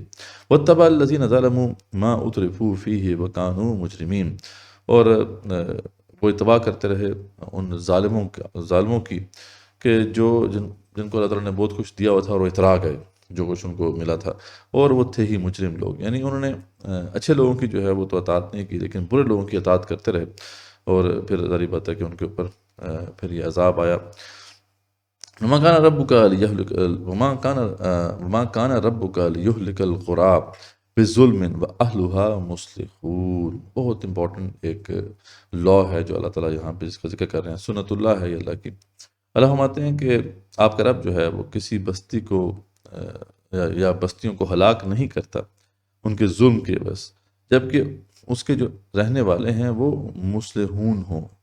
مصلحون سے مراد والی بات ہے وہ بھی ہیں جو خود صالح ہیں لیکن اصلاح کرنے والے، خاص طور پر ذکر ہے کہ اگر اس کے اندر اصلاح کرنے والے رہیں تو اللہ تعالیٰ بستیوں کو پھر ہلاک نہیں کرتا، جس بستی کے اندر اصلاح کرنے والے ختم ہو جائیں، اور ان ادر ورڈز امر بالمعروف اور نہی عن المنکر ختم ہو جائے، اب ظاہر بات ہے اس بستی کی اب اصلاح نہیں ہو سکتی، اس لیے اب اس بستی کا باقی رہنا اس کا جواز نہیں ہے۔ تو یہاں پہ خاص طور پہ مصلحون کی جو اہمیت ہے وہ واضح کی گئی ہے۔ اس کے بعد اللہ فرماتے ہیں وَلَوْ شَاءَ رَبُّكَ لَجَعَلَ النَّاسَ أُمَّةً وَاحِدَةً، اے رسول اللہ علیہ وسلم آپ یہ کبھی نہ بھولیے کہ آپ کا پروردگار اگر چاہے تو سب لوگوں کو ایک ہی راہ پر ایک گروہ بنا دے، سب لوگوں کو ہدایت پہ لے آئے اور ایک گروہ بنا دے، ٹھیک ہے، وَلَا يَزَالُونَ مُخْتَلِفِينَ، لیکن یہ اختلاف کرتے ہی رہیں گے، یہ کبھی ایسا نہیں ہوگا کہ یہ ایک ہی راستے پہ چل پڑے، کیونکہ اللہ کی مشیت یہ نہیں ہے نا، جب یہاں پہ اللہ تعالیٰ نے اختیار دیا ہوا ہے، جب اللہ تعالیٰ نے یہاں پہ زبردستی نہیں کرنی ہے، تو جب حق پیش ہوگا تو اس کے مخالفین بھی ضرور ہوں گے۔ اللہ مر رحم ربک، اللہ یہ کہ کسی پر جو ہے آپ کے رب کا رحم ہو، یعنی آپ کے رب کا رحم ہو گیا کسی کے اوپر تو وہ ذری بات حق کو قبول کر لے گا، ورنہ یہ اختلاف کرتے ہی رہیں گے۔ وَلِذَٰلِكَ خَلَقَهُمْ، کیونکہ اسی لیے تخلیق کیا گیا ہے۔ وہ جو بات ہے کہ اللہ تعالیٰ نے جنہوں نے انسانوں کی اکثریت کو پیدا اس لیے کیا کہ وہ جہنم میں جائیں گے، تو یہ اللہ تعالیٰ کا وہ حکم ہے جس کی زد میں وہ شخص آ جاتا ہے، جب حق اس کے سامنے پیش کیا جائے اور وہ ایک خاص وقت تک جو ہے اسے قبول نہ کرے، وہ ایک مہلت ہوتی ہے، مہلت ختم ہو جاتی ہے تو دلوں پہ مہر لگ جاتی ہے، کانوں پہ مہر لگ جاتی ہے، آنکھوں کے سامنے پردے ڈال جاتے ہیں، اس کا ذکر ہم تفصیلی پہلے جو ہے کر چکے ہیں، تو اسی کی بات یہاں پہ کی جا رہی ہے۔ اللہ فرما رہے ہیں کہ یہ اختلاف کرتے ہی رہیں گے، یعنی یہ نہ کبھی کوئی سوچے کہ جناب آپ دعوت دیں گے اور جو ہے سب لوگ حق کو قبول کر لیں گے، یہ اختلاف کرتے رہیں گے، اللہ کا کسی پہ کرم ہو جائے وہ الگ بات ہے، وہ حق کو سمجھ جائے گا، ورنہ جو ہے اس لیے ان کو تخلیق کیا ہے اللہ تعالیٰ نے۔ وَتَمَّتْ كَلِمَةُ رَبِّكَ لَأَمْلَأَنَّ جَهَنَّمَ مِنَ الْجِنَّةِ وَالنَّاسِ أَجْمَعِينَ، اگین ریفر کر دیا اس کی طرف اللہ تعالیٰ نے، اللہ فرمانے تو پھر کیا ہوگا، وَتَمَّتْ كَلِمَةُ رَبِّكَ، تو آپ کے رب کا کلمہ پھر ان کے اوپر ثابت آ جائے گا کہ لَأَمْلَأَنَّ جَهَنَّمَ، کہ یقیناً اللہ فرماتے ہیں کہ ہم نے جو ہے جنوں اور انسانوں کی اکثریت سے جو ہے جہنم کو بھر کے رہنا ہے۔ تو اللہ کے اس حکم کل جو ہے سمجھ لیں کہ ثبات ان کے اوپر ہو جائے گا، اللہ کا حکم ان کے اوپر نافذ ہو جائے گا، یا اللہ کے حکم کے مستحق بن جائیں گے۔ لیکن یہ اللہ تعالیٰ زبردستی نہیں کرتا کسی کو کہ وہ اس طریقے سے اللہ کے اس حکم کی زد میں آئے، انسان اپنی غلطی کرتا ہے، وہ کرتا ہے تو پھر اللہ تعالیٰ کی اس حکم کی زد میں آ جاتا ہے، تو اللہ اس لیے فرما رہے ہیں وَتَمَّتْ كَلِمَةُ رَبِّكَ، اس طریقے سے آپ کے رب کی یہ بات جو ہے، رب کا کلمہ جو ہے ان کے اوپر ثابت آ جائے گا۔ وہ کیا بات ہے، لَأَمْلَأَنَّ جَهَنَّمَ مِنَ الْجِنَّةِ وَالنَّاسِ أَجْمَعِينَ۔ تو وَكُلُّ نَقُصُّ عَلَيْكَ مِنْ أَنْبَاءِ الرُّسُلِ، وہ بہت ہی اہم آیت ہے، جو جتنے بھی قصے قرآن مجید میں بیان کیے گئے ہیں ان کی حکمت اللہ تعالیٰ خود بیان فرما رہے ہیں۔ ایک تو ہے کہ ہم متخص کرتے ہیں کہ ان کے کیا مقاصد ہیں، یہ قصے کیوں بیان کیے گئے ہیں، ٹھیک ہے، اس کا ایک جو پہلو ہے بالکل واضح ہے جس کے بارے میں تمام لوگ باتیں کرتے ہیں کہ یہ قصے کیوں بیان کیے گئے ہیں، یہ تو انذار کے لیے ہیں، ٹھیک ہے، یہ تنبیہ کے لیے ہیں کہ دیکھو کفار کو بتایا جا رہا ہے کہ اگر تم نہیں مانو گے اللہ کی بات کو، اللہ کے دین کو تسلیم نہیں کرو گے، تم پہ عذاب کے کوڑے برسیں گے۔ لیکن یہ بات تو ایک پہلو ہے جو ان قصوں کو سنانے کا مقصد ہے، اس کا ایک پہلو یہ ہے، دوسرا جو بہت بڑا پہلو ہے وہ ہماری نظروں سے اوجھل ہو جاتا ہے، اس کی وجہ آپ کو سمجھ میں آ جائے گی جب ہم اس آیت کو سمجھیں گے۔ اللہ فرماتے ہیں وَكُلُّ نَقُصُّ عَلَيْكَ مِنْ أَنْبَاءِ الرُّسُلِ، اور یہ جو تمام قصے جو ہم رسولوں کی خبروں میں سے آپ کو سنا رہے ہیں، یہ کیوں سنا رہے ہیں، مَا نُثَبِّتُ بِهِ فُؤَادَكَ، تاکہ آپ کا دل اس پر جم جائے، اس راستے پر۔ یہ وہ بات ہے، یہ وہ پہلو ہے، یہ اسی کو سمجھ میں آ سکتا ہے جو اس ذمہ داری کو لے کے کھڑا ہوگا، کار رسالت کی ذمہ داری جو ادا کرنے کے لیے انبیاء رسول علیہ وسلم کھڑے ہوئے۔ تو یہ قصے بیسیکلی ان کو اس لیے سنائے گئے کہ تاکہ ان کے دل جو ہیں جم جائیں، ان کے قدم جم جائیں، کیونکہ انسان کی یہ سائیکالوجی ہے کہ جب اسے پتہ چل جائے کہ ایک مشکل کام اس سے پہلے کسی اور نے بھی کیا ہے تو اس کو ذرا حوصلہ ہو جاتا ہے، اور اسے پتہ چلے کہ یہ کام جو وہ کرنے چلا ہے یہ پہلی دفعہ ہی وہ کرنے چلا ہے اور کسی نے بھی نہیں کیا، تو پھر وہ اس طریقے سے کانفیڈنٹلی اس کے اوپر نہیں چل پاتا۔ تو یہ بھی ایک سائیکالوجی بھی، ہیومن سائیکالوجی بھی ہے۔ تو یہ دیکھیں کتنی بڑی یہ سورس ہے، یہ جو قصے ہیں کہ یہ آپ کو استحکام دیتی ہیں یہ قصے۔ آج بھی کوئی اگر ان قصوں کو پڑھتا ہے تو جو مشکلات اسے فیس کرنا پڑتی ہیں تو وہ ذرا ہلکی محسوس ہوتی ہیں جب وہ دیکھتا ہے کہ یار میں تو ابھی کچھ بھی نہیں ہوں، اللہ کا اتنا بڑا پیغمبر نوح علیہ السلام 950 سال دعوت دیتا رہا، میں نے تو ابھی 9 دن نہیں ہوئے، 9 مہینے نہیں ہوئے، 9 سال نہیں ہوئے کہ یہ کام شروع کیا ہے، اگر مجھے کوئی رسپانس نہیں مل رہا تو نوح علیہ السلام کو کون سا رسپانس ملا تھا، یا ابراہیم علیہ السلام سے تو میں کوئی اچھا نہیں ہوں، وہ تو اکیلے ہی تھے، ان کے ساتھ تو صرف لوط علیہ السلام ایمان لے کر آئے تھے. آمن لہو لوط، لوط قرآن میں آتا ہے، ان کے اوپر صرف لوط علیہ السلام ایمان لے کر آئے تھے. اور میں ان سے تو میری اسٹرگل اچھی جا رہی ہے حضرت لوط علیہ السلام سے، کہ حضرت لوط علیہ السلام کے ساتھ تو کوئی بندہ نہیں تھا ان کے قوم کا. تو یہ جو قصے ہیں کتنی ہمت بندھاتے ہیں آپ کی، آپ امیجن نہیں کر سکتے. جب تک کہ آپ کھڑے نہیں ہوں گے اس مشن پہ، اس وقت تک یہ پہلو جو ہے ان قصوں کا یہ واضح نہیں ہوگا. تو بہت خوبصورت مقام ہے اس لحاظ سے کہ پورا وزڈم جو ہے اس کو کھول کے رکھ دیا ہے اللہ تعالیٰ نے یہاں پر. مَا نُثَبِّتُ بِهِ فُؤَادَكَ وَجَاءَكَ فِي هَٰذِهِ الْحَقِّ، اور حق بات بھی آپ تک پہنچ جائے. کیونکہ جو اصل جو قصے ہیں ان میں بہت سی تعریفات ہو چکی ہیں. اہل کتاب کے ہاں جو کتابیں موجود ہیں ان کے اندر تو انہوں نے بہت کچھ آگے پیچھے کر دیا. تو حق بات بھی آپ تک پہنچ جائے کہ اصل واقعہ ہوا کیا تھا، کیسے ہوا تھا. اور وَمَوْعِظَةٌ وَذِكْرَىٰ لِلْمُؤْمِنِينَ، اور یہ نصیحت ہو جائے، اور یاد دہانی ہو جائے اہل ایمان کے لیے. یاد دہانی بھی ہو جائے اہل ایمان کے لیے کہ بھئی یہ راستہ ہے جس پہ ہم نے چلنا ہے. ان کو پتہ چل جائے کہ اللہ ساتھ ہے، اہل ایمان کے ساتھ ہوتا ہے. آخرکار فتح اہل ایمان کو ہوتی ہے، اور کفار جو ہے ان کو اللہ تعالیٰ نیست و نابود کر کے رہتا ہے. تو یہ ساری یاد دہانی بھی ہو جائے، نصیحت بھی ہو جائے. تو یہ ایک طرح سے وہ جامع آیت ہے جو ان تمام جو قصص الانبیاء ہے ان کو پیش کرنے کی حکمت کو واضح کرتی ہے. اس کے بعد اللہ فرماتے ہیں کہ ایمان نہ لانے والوں سے کہہ دیجئے کہ تم اپنے طور پر عمل کیے جاؤ، ہم بھی عمل کر رہے ہیں، اور تم بھی انصاف کرو، ہم بھی انصاف کر رہے ہیں. اگین یہ وہ بات اس وقت کی جاتی ہے جب بالکل معاملہ چکا دیا جاتا ہے. تو یہی وہ وجوہات جن کی بنا پر رسول اکرم صلی اللہ علیہ وسلم جو ہے ان کو لگ رہا تھا کہ عذاب قریب ہے، اور یہ چیز ایسی تھی کہ جس نے ان کو بوڑھا کر دیا تھا، ان کے بالوں میں جو ہے سفیدی آ گئی تھی. اور اللہ فرماتے ہیں زمینوں اور آسمانوں کا جو علم غیب ہے اللہ تعالیٰ ہی کو ہے، اسی کے پاس ہے. تمام معاملات کا رجوع بھی اسی کی جانب ہے. بس آپ اسی کی بات کرتے رہیے اور اسی پر بھروسہ کریے، اور آپ جو کچھ کرتے ہیں اس سے اللہ تعالیٰ بالکل جو ہے بے خبر نہیں ہے. اس بات کو ضرور ذہن میں رکھیے. یعنی آپ ہماری نظروں میں ہیں، آپ ہمارے سامنے ہیں، آپ کو کوئی نقصان نہیں پہنچا سکے گا. اپنا مشن آپ جاری رکھیے. تو اس طرح سورہ ہود بھی جو ہے ہم نے کمپلیٹ کر لیا. اب آگے بہت اہم سورت آ رہی ہے سورہ یوسف، اس کا ہم آغاز کرتے ہیں. لمن حفظ الكتاب بصدره فبدا وضيئا كالنجوم تألقا وتمثل القرآن في أخلاقه وفعاله فيه الفؤاد